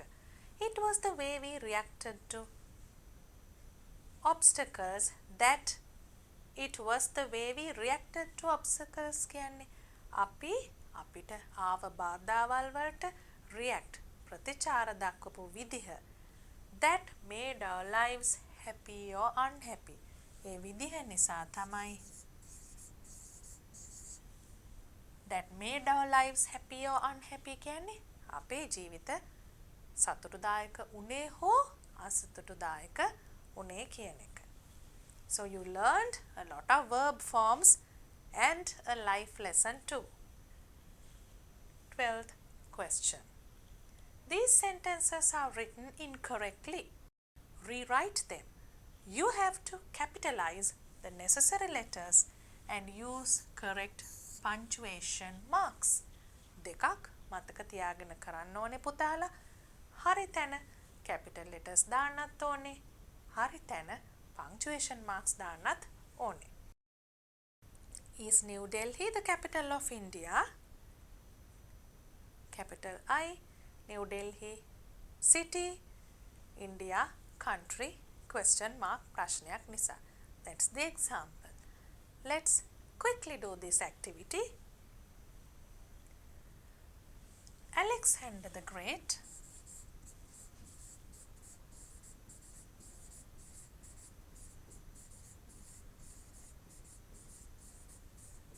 was born in Macedonia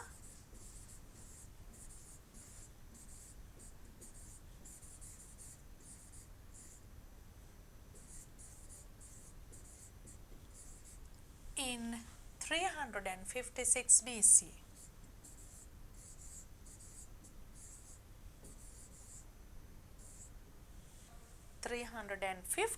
BC before Christ. මෙතන අපි අවශ්‍ය punctuation marks capital letters යොදලා ඉවරයි. Let's move on to the next one. Mrs. අපි දන්නවා title එකකදී අපිට capital M එකක් තියෙනවා. පියසේන asked නිසා කතා කරන දෙයක් inverted commas වලින් පටන් අරගෙන can't you go to the boutique? Apostrophe, contracted form.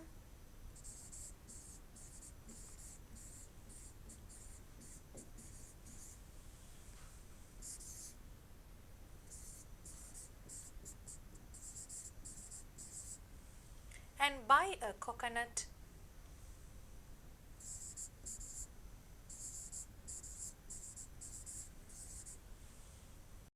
A kilo of rice and a packet of biscuits. එතන ලිස්ට් එකක් තියෙන නිසා කමාස් දාන්න වෙනවා.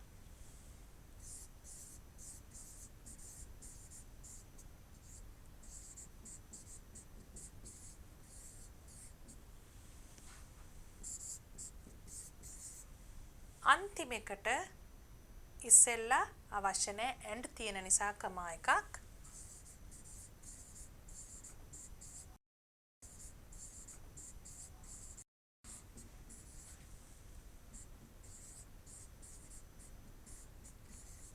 Full stop. Then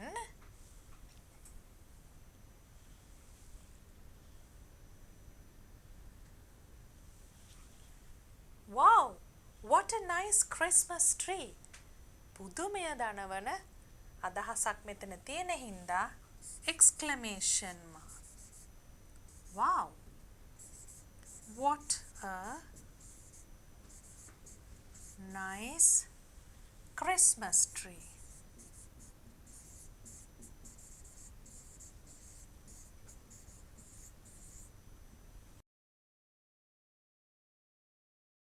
The next English lesson will be conducted on Monday at 9 a.m.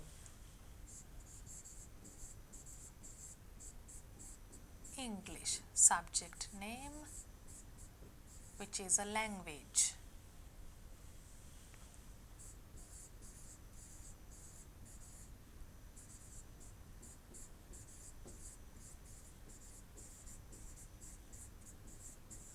On Monday, day of a week,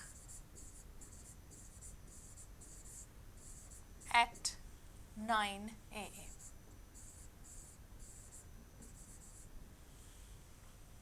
පෙරවරු කියන එක AM. Here we have it's Rover, Mr. Ranasingha's puppy. So it has to be it apostrophe S. Can it is කියන එකේ short form එක, contracted form එක. Rover කියන්නේ නමක් හින්දා capital. Rover, comma, Mr. Ranasingha's puppy.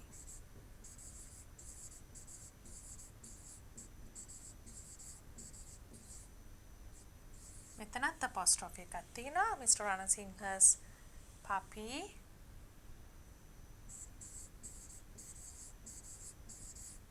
Full stop. මෙතන අලුතෙන් කියනවා.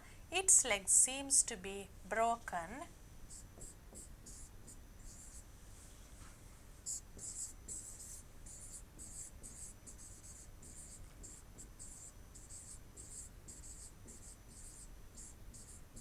Broken, comma, isn't it? කියන්නේ question tag එකක් කියලා එහෙම නේද කියලා අහන්නේ. Isn't it? Question mark. දැන් මෙතන නම් පුතාලා ඊළඟ එකට යන්න ඉස්සෙල්ලා අපිට බලන්න දේවල් තුනක් තියෙනවා. එකක් තමයි මෙතන contracted form එකට apostrophe එක තියෙනවා. මෙතන possessive form එකට apostrophe එක තියෙනවා.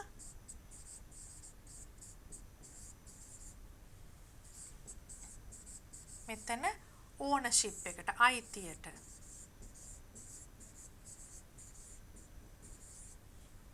comma apostrophe මෙතනත් apostrophe මෙතනත් apostrophe හැබැයි අවස්ථා දෙකක් එතන නිරූපණය වෙන්නේ. ඒ වගේම මේ දෙකේ වෙනස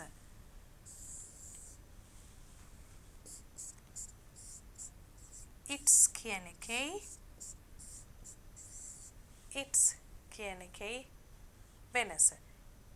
it's apostrophe දාලා ලියනකොට ඒක it is කියන එකේ contracted form එක. it's කියන්නේ it කියන pronoun එකේ possessive අයිතිය සම්බන්ධයෙන් තියෙන වචනයක possessive adjective එකක් වෙන්නත් පුළුවන්.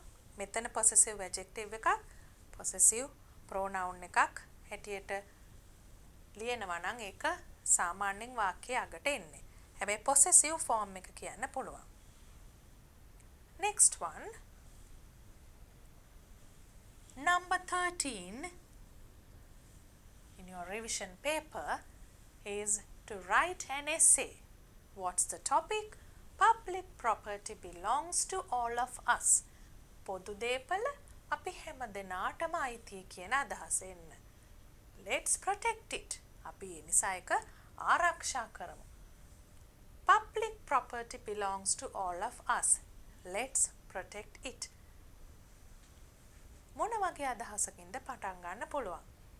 Public property is what people of a country own and use in common. අපිට පටන් ගන්න හොඳයි public property කියන්නේ මොකක්ද කියලා හඳුන්වලා. රටක ඉන්න මිනිස්සු එකතු වෙලා ෂෙයා කරගෙන පාවිච්චි කරන දේවල් තමයි commonly පාවිච්චි කරන දේවල් තමයි public property කියන්නේ. For example, We walk on roads. දැන් ඒවට උදාහරණ. පාරවල්, විදුලිය, ඒ වගේම public parks, offices, ඉස්පිරිතාල වගේ හැම තැනක්ම public property ගණයට අයිති වෙනවා. So we are writing, for example, we walk on roads, use electricity, and also public parks, grounds, hospitals, libraries, government offices, etc. Public property වලට උදාහරණ ලියුවා. All these are built with public funds earned from the taxes paid by citizens. Public funds මහජන මුදල් වලින් තමයි මේවා හදලා තියෙන්නේ. ජනතාව ගෙවන බදු වලින්. Taxes, බදු. Even though the government is responsible for maintaining this property, සාමාන්‍යයෙන් මේවා පවත්වාගෙන යාම government එකේ රජයේ වගකීමක් වුණාට responsible රජයේ වග කියන්න ඕනේ පවත්වාගෙන යන්න maintaining වලට. ඒ වුණත් people too have a role to play in this regard. People too have a role to play. මිනිස්සුන්ටත් තියෙනවා තමුන්ගේ කොටස කරන්න මේ සම්බන්ධව. Some people do not help the government in maintaining public property. Do not help. සමහර මිනිස්සු පොඩ්ඩක්වත් උදව් කරන්නේ නැහැ පොදු දේපල හොඳින් නඩත්තු කරගෙන යන්න, maintain කරන්න. It is seen that පෙනෙන්නට තියෙනවා කියන එක people waste water and electricity. මිනිස්සු නාස්ති කරනවා වතුර, විදුලිය, cause accidents by throwing things improperly. නොසුදුසු ආකාරයට දේවල් විසි කරලා improperly throwing අනතුරු පවා ඇති කරනවා. Vandalize public places and throw garbage on the road. පොදු දේපල වලට එක විනාශකාරී දේවල් කරනවා. ඒ වගේම පාරට කුණු කසල දමනවා. ඒ වගේ උදාහරණ ලියුවා අපි මිනිස්සුන්ගේ ක්‍රියාකලාපය ගැන කියන්න. If people continue such behavior, මෙවැනි හැසිරීම් දිගටම පවත්වාගෙන ගියොත්, the future generation will not be able to get the benefit from them. අනාගත පරපුරට මේවයින් ප්‍රයෝජනයක් ප්‍රතිලාභයක් ගන්න බැරි වෙනවා. The government will have to spend a huge amount of money to repair them too. රජයට සිදු වෙනවා ඉතා විශාල මුදලක් වැය කරන්න මේවා repair කරන්න. Therefore, it is our duty to protect public property. දැන් මේක වචන 100ක කෙටියෙන් ලියන්න තියෙන නිසා අපිට මේ විදිහට ඉවර කරන්න පුළුවන්. ඒම නිසා අපේ වගකීමක් මේ පොදු දේපල ආරක්ෂා කරන එක කියලා. Therefore, it is our duty to protect public property. Write these sentences in reported speech.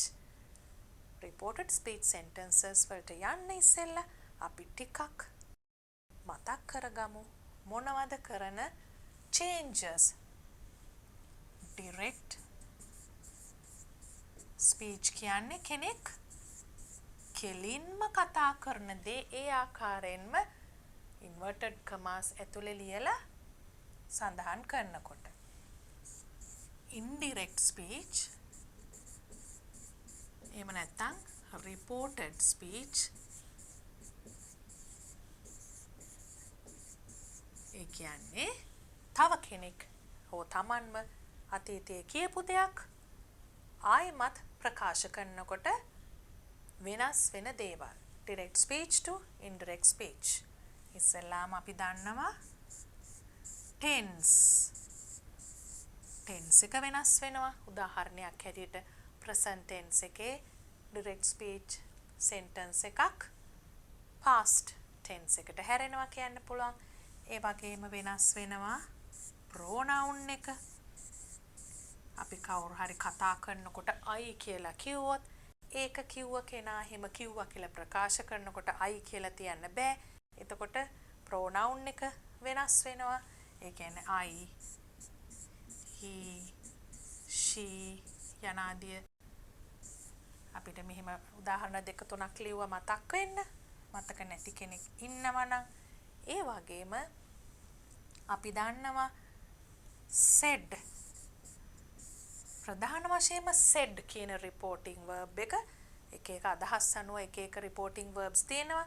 ප්‍රධාන වශයෙන්ම he said that කියන reporting verb එක ඇතුළත් වෙනවා. that කියන වචනේත් අපි මෙතන reported speech වලදී අමතක නොකර දාන්න ඕනේ. ඒ වගේම සමහර වෙලාවට විතරක්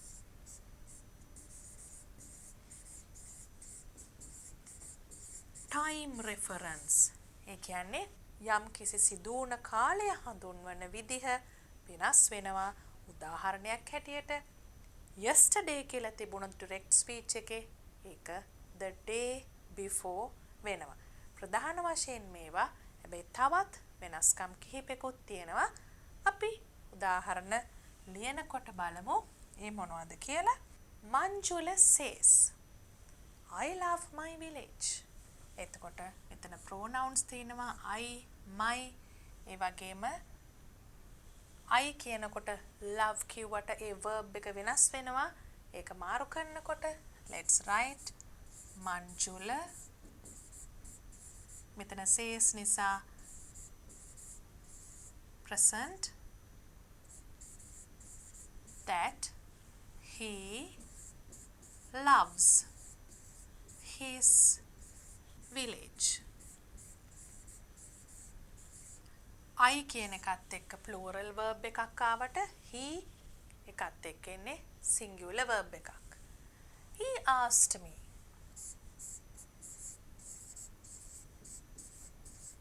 asked me කිව්වම අපි දාන්නවා if නැත්තම් whether දානවා. Do you like to play cricket? Whether you කියන එක I කියනවා. මොකද මගෙන්නේ අහන්නේ. ඒ නිසා I. Whether I like to play cricket.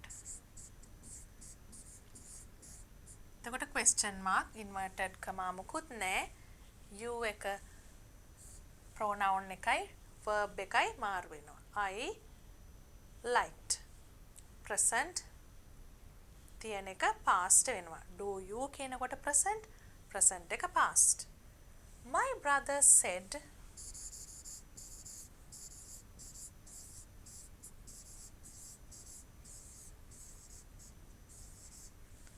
that I becomes he.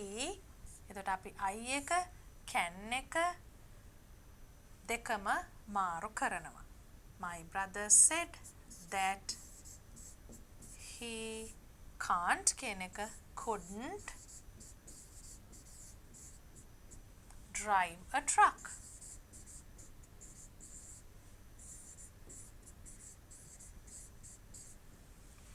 Number 4. My mother asked me, where have you been? එතකොට ආපහු asked ඇහුවා කියන එක. My mother asked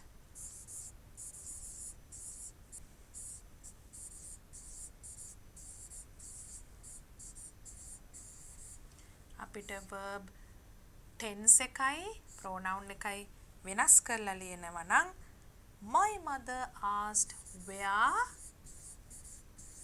I had been.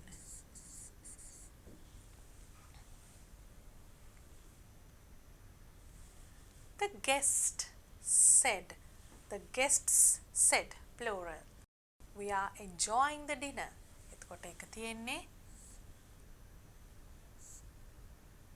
present continuous tense එකෙන්. Let's write the answer. The guests said that we becomes they. Are becomes were. enjoying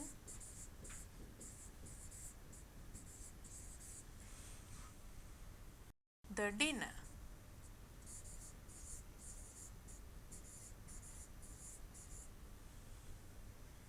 Then you have, she said, I will definitely buy a computer. I changes will buy. Also changes. She said that.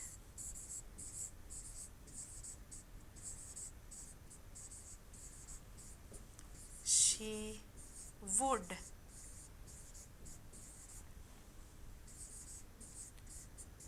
Definitely buy a computer.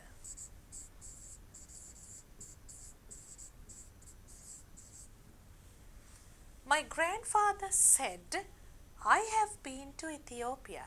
What are you going to change? My grandfather said that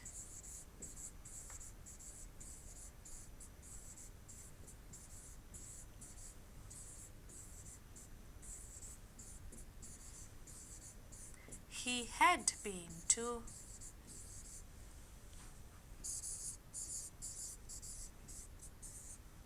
Ethiopia.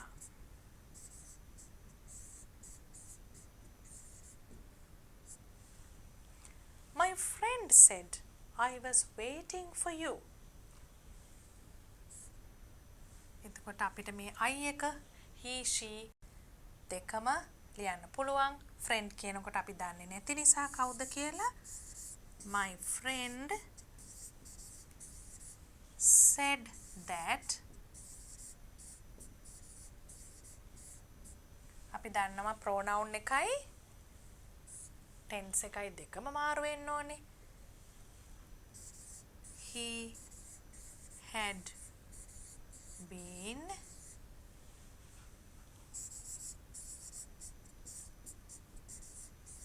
waiting for me. මෙතන you කියන්නේ මටනේ කතා කරේ. එහෙනම් me. Question number 15. Read the extract and answer the questions given. Let's read it first. Within 2 weeks, we managed to make a cheerful home for ourselves. දැන් පුතාලට පේනවා මේක කතාවක කොටසක් කියලා. We managed to make a cheerful home for ourselves. මෙතන දීලා තියෙනවා කතාව මොකක්ද කියලා. Martin Wickramasinghe, Model Duwa, translated by Professor Ashley Halpe. දැන් පුතාලා model දුව කියවලා තියෙනවා නම් හුඟක්ම ලේසියෙන් තේරෙනවා මේ කොයි කොටස ගැනද කියන්නේ කියලා. They were able to make a cheerful home. හොඳට ඒගොල්ලන් ගයක් සතුටු වෙමින් ඉන්න පුළුවන් විදියට cheerful home කියන්නේ බොහොම සතුටින් ඉන්න පුළුවන් විදියට ගයක් හදාගත්තා ඒ දෙන්නටම. We cleaned out the pond and repaired its sides with the stones we carried up. හොඳට pond එක සුද්ධ කරලා repair කරලා ඒගොල්ලන්ට ඉන්න පුළුවන් විදියට හදාගත්තා. One evening of the second week, Jinna and I were outside our cave. ඔගොල්ලෝ දන්නවා මේ ඉන්නේ Jinna උපාලි cave. ගල් ගුහාවෙන් එළියට වෙලා හිටියා. He was lying on a rock and I was sitting on another, not far away, when he called to me, Upali Mahatya, look.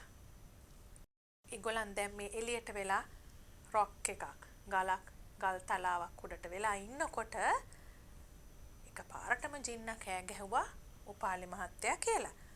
Look, බලන්න. Through the trees we could see a light dipping and rising on the other side of the island. බලුව ගමම්ම දැක්කා ගස්වලට අතරින් light එකක් අනිත් පැත්තේ other side of the island. හොඳටම එක දිගට පේන්නෙත් නෑ. dipping and rising පෙනී නොපෙනී යනවා. There it is. The light's going down.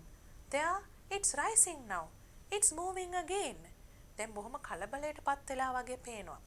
මොකද මේ ලයිට් එක නැතුව යනවා, පේන්න ගන්නවා, උඩ පහළ යනවා, move වෙනවා, හෙලවෙනවා වගේ පේනවා. I too could see the light moving up and down quite clearly. දැන් හොඳට දෙන්නම දැකලා තියෙන්නේ clearly. light එක උඩ යට යනවා. Remember that පොඩි ගමරාලා told us there was a ghost on the other side of the island? Jinna asked me.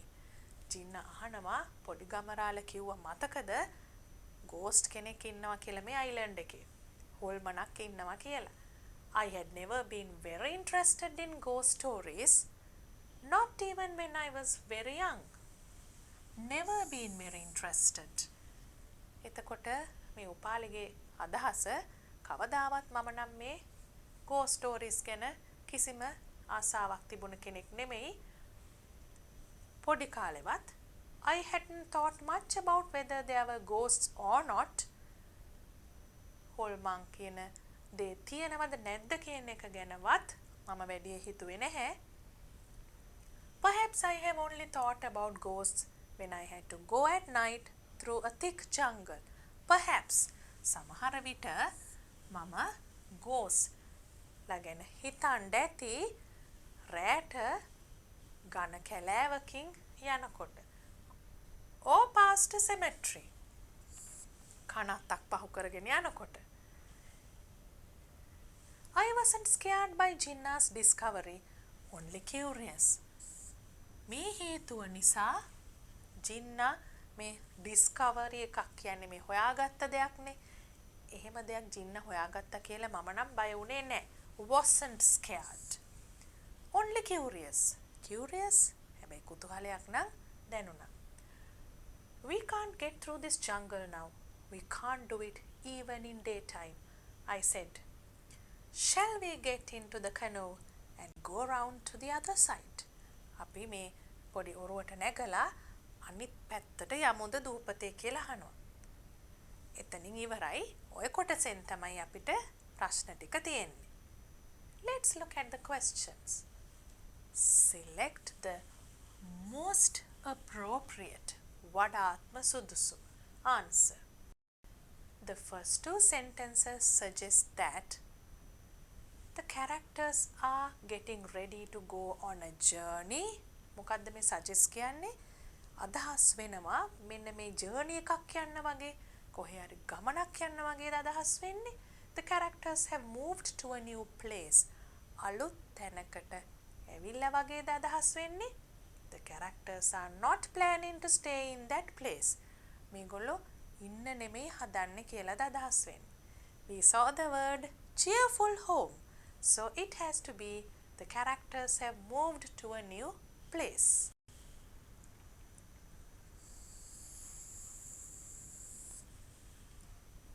Second one, the two characters are living in a city on an island in the hill country. පැහැදිලිවම දැක්කා on the other side of the island කියලා තිබුණා. So they are on an island. දූපතක තමයි ඉන්නේ. The setting of this story is setting. මොන වගේ පසුබිමක්ද පරිසරයක්ද මේකේ තියෙන්නේ? Urban, නාගරික, rural, ග්‍රාමීය. neither. මේ දෙකම නෙවෙයි. දැන් මෙතන නාගරිකවත් ග්‍රාමීයවත් පරිසරයක් තිබුණේ නැහනේ. මනුෂ්‍ය වාසයක් නැති, හොල්මන් ඉන්නවද නැද්ද කියලා හරියට දන්නෙත් නැති, ගල් ගුහාවක් එළියට වෙලා ළමයි දෙන්නෙක් කතා කර කර ඉන්නවා. දැන් ඒ වගේ ඒවා දැක්කම අපි දන්නවා ඒක rural urban දෙකම නෙවෙයි කියන එක. ඒ නිසා අපි neither කියන එකට answer එක හැටියට තෝරනවා. This story can be described as මේක මොන වගේ කතාවක්ද? An adventure, a fairy tale, a science fiction. පැහැදිලිවම විද්‍යා ප්‍රබන්ධයකුත් නෙමෙයි, සුරංගනා කතාවකුත් නෙමෙයි. එහෙනම් වික්‍රමාන්විත, an adventure. වික්‍රමාන්විත ක්‍රියා ගැන තියෙන කතාවක්. Who are the characters in this story? දැන් අපිට මේ කොටසේ හඳුනා ගන්න ලැබුණ characters තමයි Upali and Jinnah. What were they doing outside their cave? They were lying on a rock. Jinnah was lying on a rock and Upali was sitting on another, not far away when he called to me. So they were almost resting on a rock. විශේෂ වැඩක් කරමින් නෙමෙයි හිටියේ. They were resting, lying.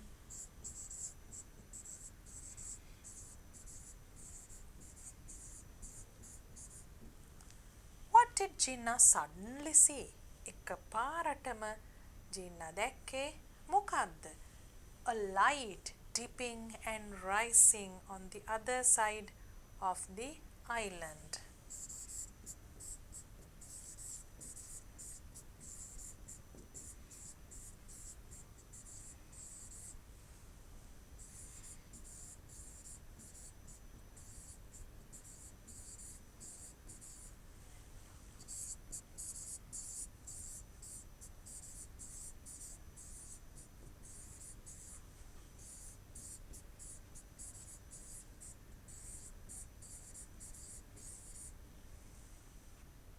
Then we have, what did Upali suggest that they should do after seeing what Jinnah saw?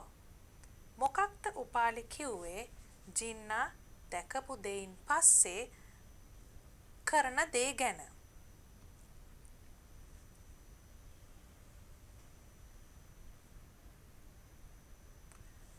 We can't get through this jungle now. We can't do it even in daytime, I said. එතකොට ඒගොල්ලන් හදන්නේ ඔරුවට නැගලා අනිත් පැත්තට යන්න. Shall we කියලා පේනව නේද suggest කරන්න හැටි. He suggested to get into the canoe and go round to the other side.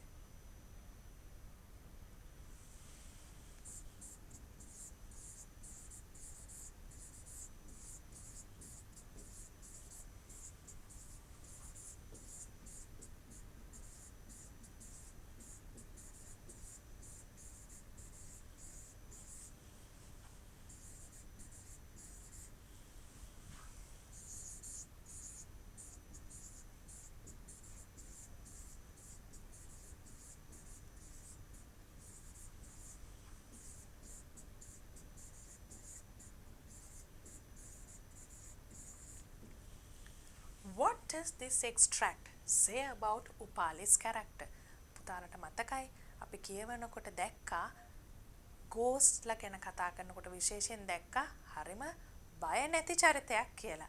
ඒ වගේම යමක් දැනගන්න කැමැත්තෙන් ඉන්නවා කියලා දැක්කා. Curious. So we can write Upali is fearless, curious, and adventurous.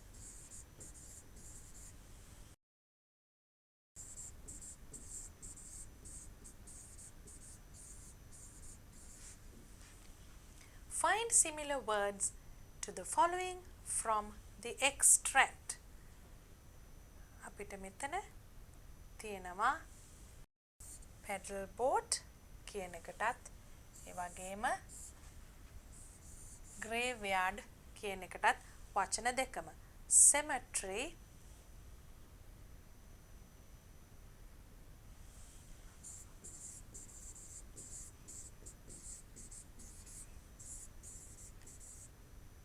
and canoe. What do these words refer to in the extract? Line 3 he, a line එකේම I, line 8 එකේ it. Line 3 I, he. 1 2 3 4 5 6 7 8 8 එකේ it. එතකොට අපි දන්නවා මෙතන I කිව්වේ Upali, he කිව්වේ ජින්න, it කිව්වේ light.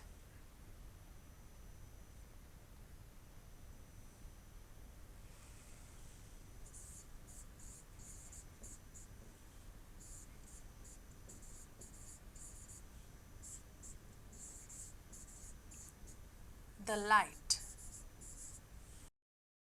Write the sentence that suggests that there is a river or something to do with water nearby.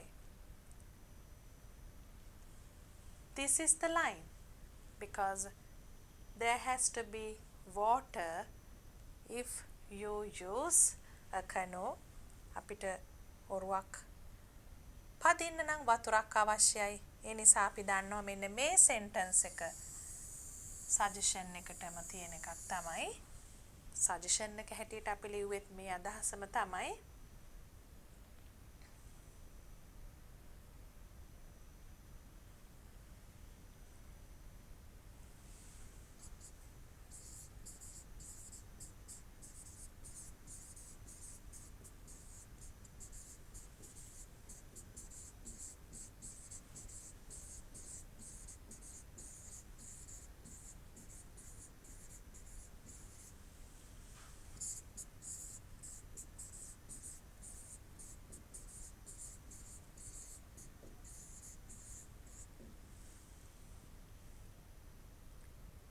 And next, we are moving on to a writing activity.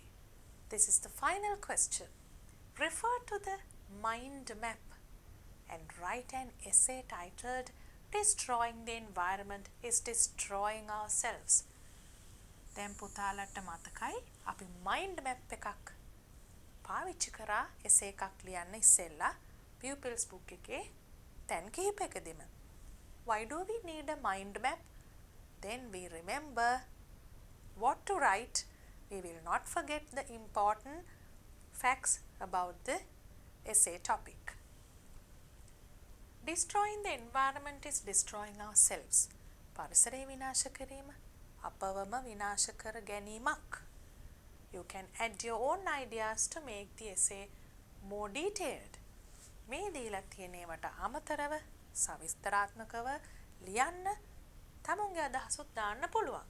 Finally, make an appeal to the public to stop the destruction. මොකක් ලිව්වත් අන්තිමට අවශ්‍යම දේ තමයි ජනතාවගෙන් ඉල්ලීමක් කරන්න ඕනේ මහ ජනතාවගෙන් මොකද්ද මේ විනාශය නතර කරන්න කියලා. They have given you examples, reasons and effects. අපි දන්නවා environmental pollution වලට causes හේතු තියෙන්නත් ඕනේ. ඒවෙන් වෙන ප්‍රතිඵල effects තියෙන්නත් ඕනේ මේ රචනාව ඇතුලේ. Causes හැටියට මෙතන තියෙනවා cutting down trees, throwing garbage everywhere. අපි උගාක් මේවා කතා කරලා තියෙනවා මීට කලින්. Using pesticides excessively, ඒ කියන්නේ අපි ගොවිතැන් වලදී පාවිච්චි කරන වල්නාශක. excessively කියන්නේ හුඟක් වැඩිපුර පාවිච්චි කරන එක. Releasing garbage to water, emitting harmful gases to the air, දූෂිත වායුන් මුදා හැරීම, harsh high frequency sounds, respiratory diseases, සෙලාම ස්වසන ආබාධ, ඇත්ස්මා වගේ. ඒ වගේම මදුරුවන්ගෙන් බෝ වෙන ඩෙන්ගි, මලේරියා වගේ ඒවා, partial and complete hearing loss, partial අඩක් හෝ සම්පූර්ණයෙන් කන් ඇසීම නැතිවීම, land infertility,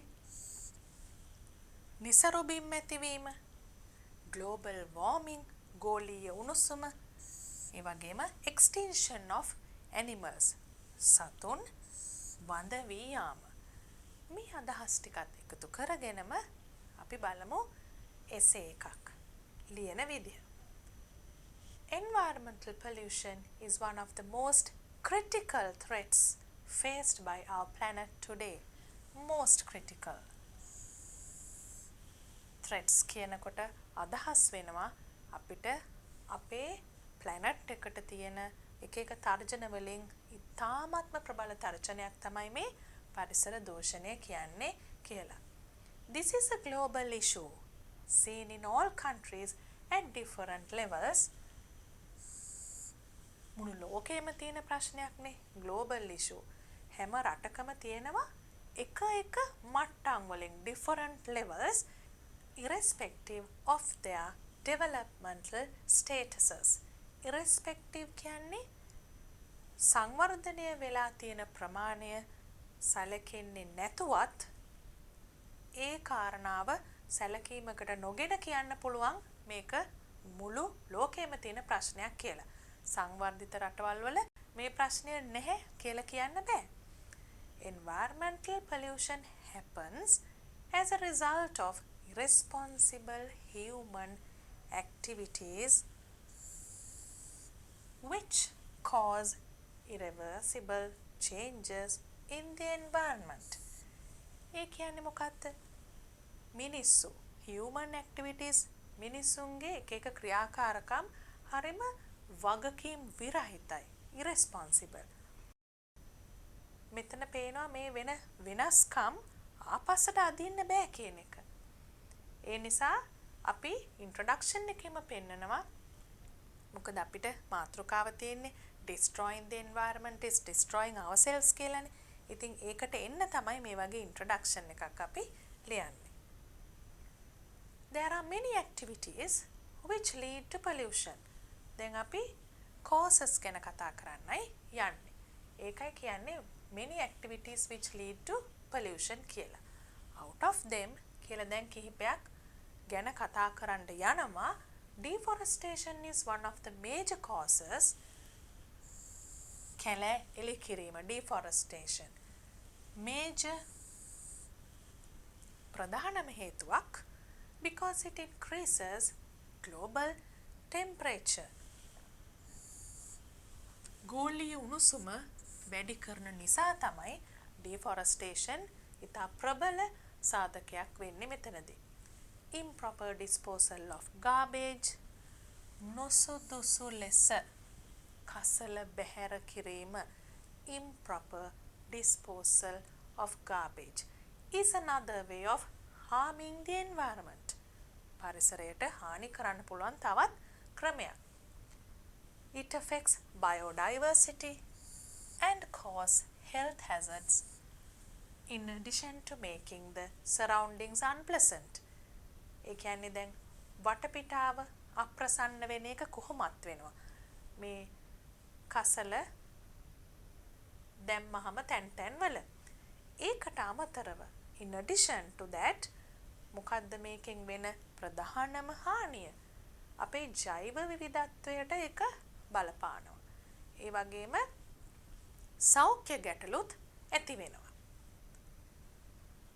Some people release their garbage to water. සමහරක් අය කසල කෙලින්ම ජලයට බැහැර කරනවා. Causing a threat to aquatic plants and animals. ඒක තර්ජනයක් වෙනවා කාටද? ජලජ ජීවීන්ට. Emitting harmful gases from factories and vehicles is equally threatening. අපි චුට්ටකට මෙතන නතර කරමු. Sins කියලා ඉස්සරහට යනවා. මොකද්ද? අපරිසිදු දූෂිත වායුන් කර්මාන්ත ශාලාවලින් සහ වාහන වලින් පිට වෙනවා. ඒකත් equally threatening කියන්නේ මේ කතා කරපු දේවල් වලට සමානවම මේ දෙයිනුත් තර්ජනයක් තියෙනවා කියන අදහස. ඇයි එහෙම කියන්නේ කියලා අපි sins කියන තැන ඉඳන් continue කරනවා. It causes air pollution. වායු දූෂණය හේතු වෙන නිසා මේ ක්‍රියාවල් තාමත් ලොකු තර්ජනයක් අපිට කියන එක තමයි මේවට සමානම තර්ජනයක් කියන එක තමයි එතනින් කිව්වේ.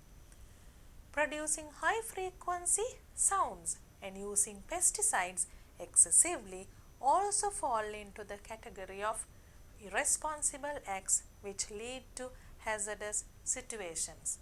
දැන් මේ දෙකම ගත්තේ අපිට අර දීලා තියෙන කරුණු වලින් පොතේම.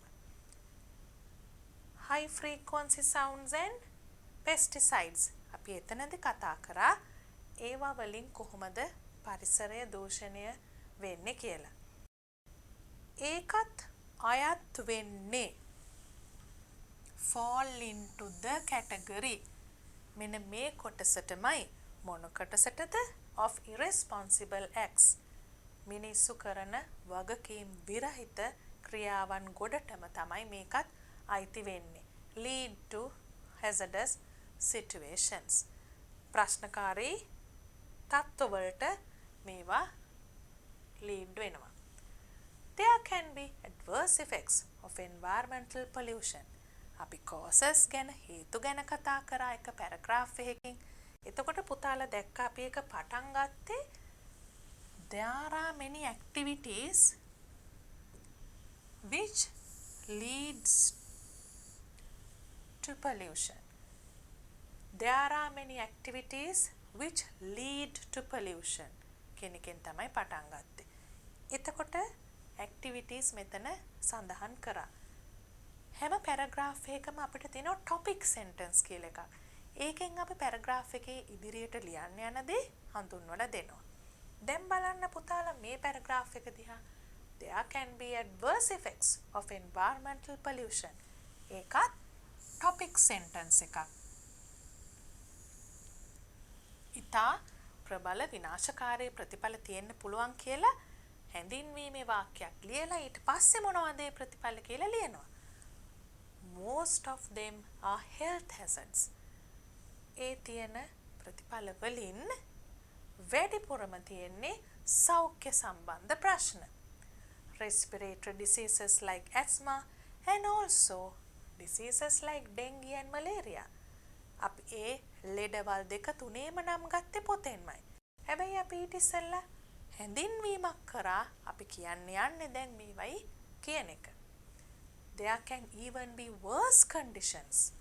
ඊටත් වඩා ඉතාම නරකම තත්ත්ව ඇති වෙන්නත් පුළුවන්, such as partial or complete hearing loss. ඒ කියන්නේ මොකද්ද? එතනදිත් අපි කිව්වා අර්ධ වශයෙන් හෝ සම්පූර්ණයෙන් තමුන්ගේ ඇසීම නැති වෙන තරම් ඉතාම නරක තත්ත්වවලට යන්නත් පුළුවන්. Global warming, land infertility and extinction of animals are broader issues affecting the entire planet. දැන් එතන තියෙන කරුණු අපි පොතෙන්මයි ගත්තේ. හැබැයි අපි මොකද්ද කරේ මෙතන? පැහැදිලි වාක්‍යයක් හැටියට ඒක ගොඩ නැගුවා. මේ කරුණු ඔක්කොම තිබුණානේ අපි කතා කරානේ එතන. හැබැයි අපි මොනවද ඒක හඳුන්වන්න යොදන වචන broad issues. අපි මේවා ඉතා පුළුල් ප්‍රශ්න හැටියට තමයි දක්වන්නේ මෙතන. Affecting the entire planet. මුළු පෘථිවියටම බලපාන්න පුළුවන් කියන එක. Entire planet.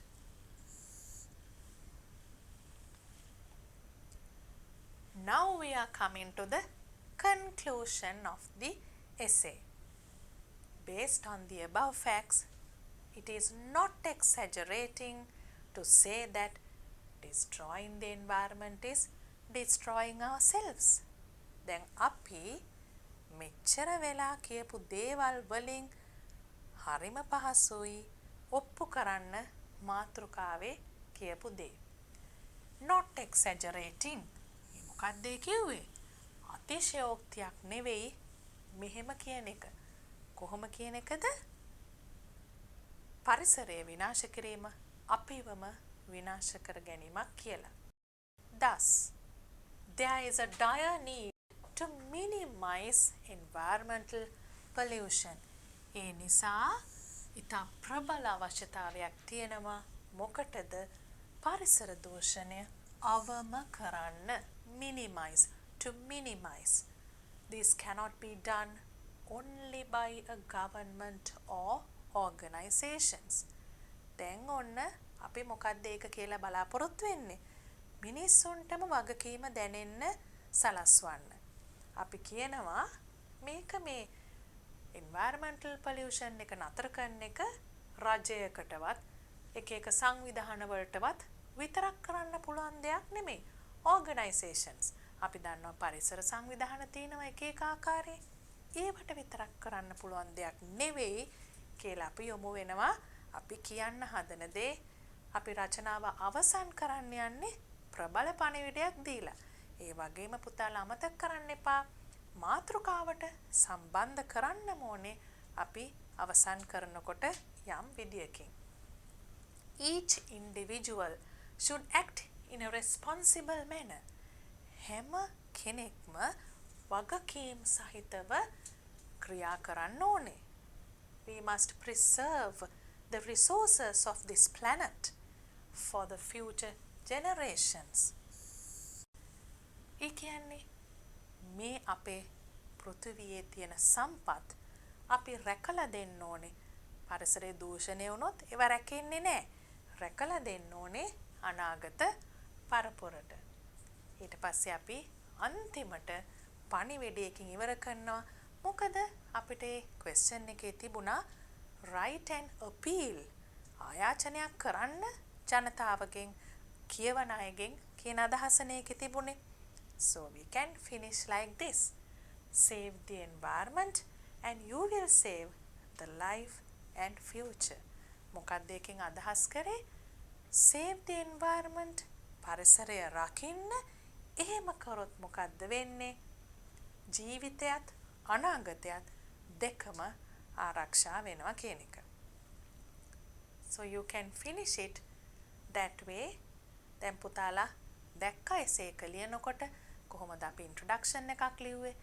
මැද්දේ paragraphs දෙකක් ලිව්වා. ඒකට අපි කියනවා essay එකේ body එක කියලා. එතකොට conclusion එකක් අවසානයක් ලිව්වා. එතකොට ඒ හැම දෙයක්ම අන්තිමට මාතෘකාවට සම්බන්ධ කරා.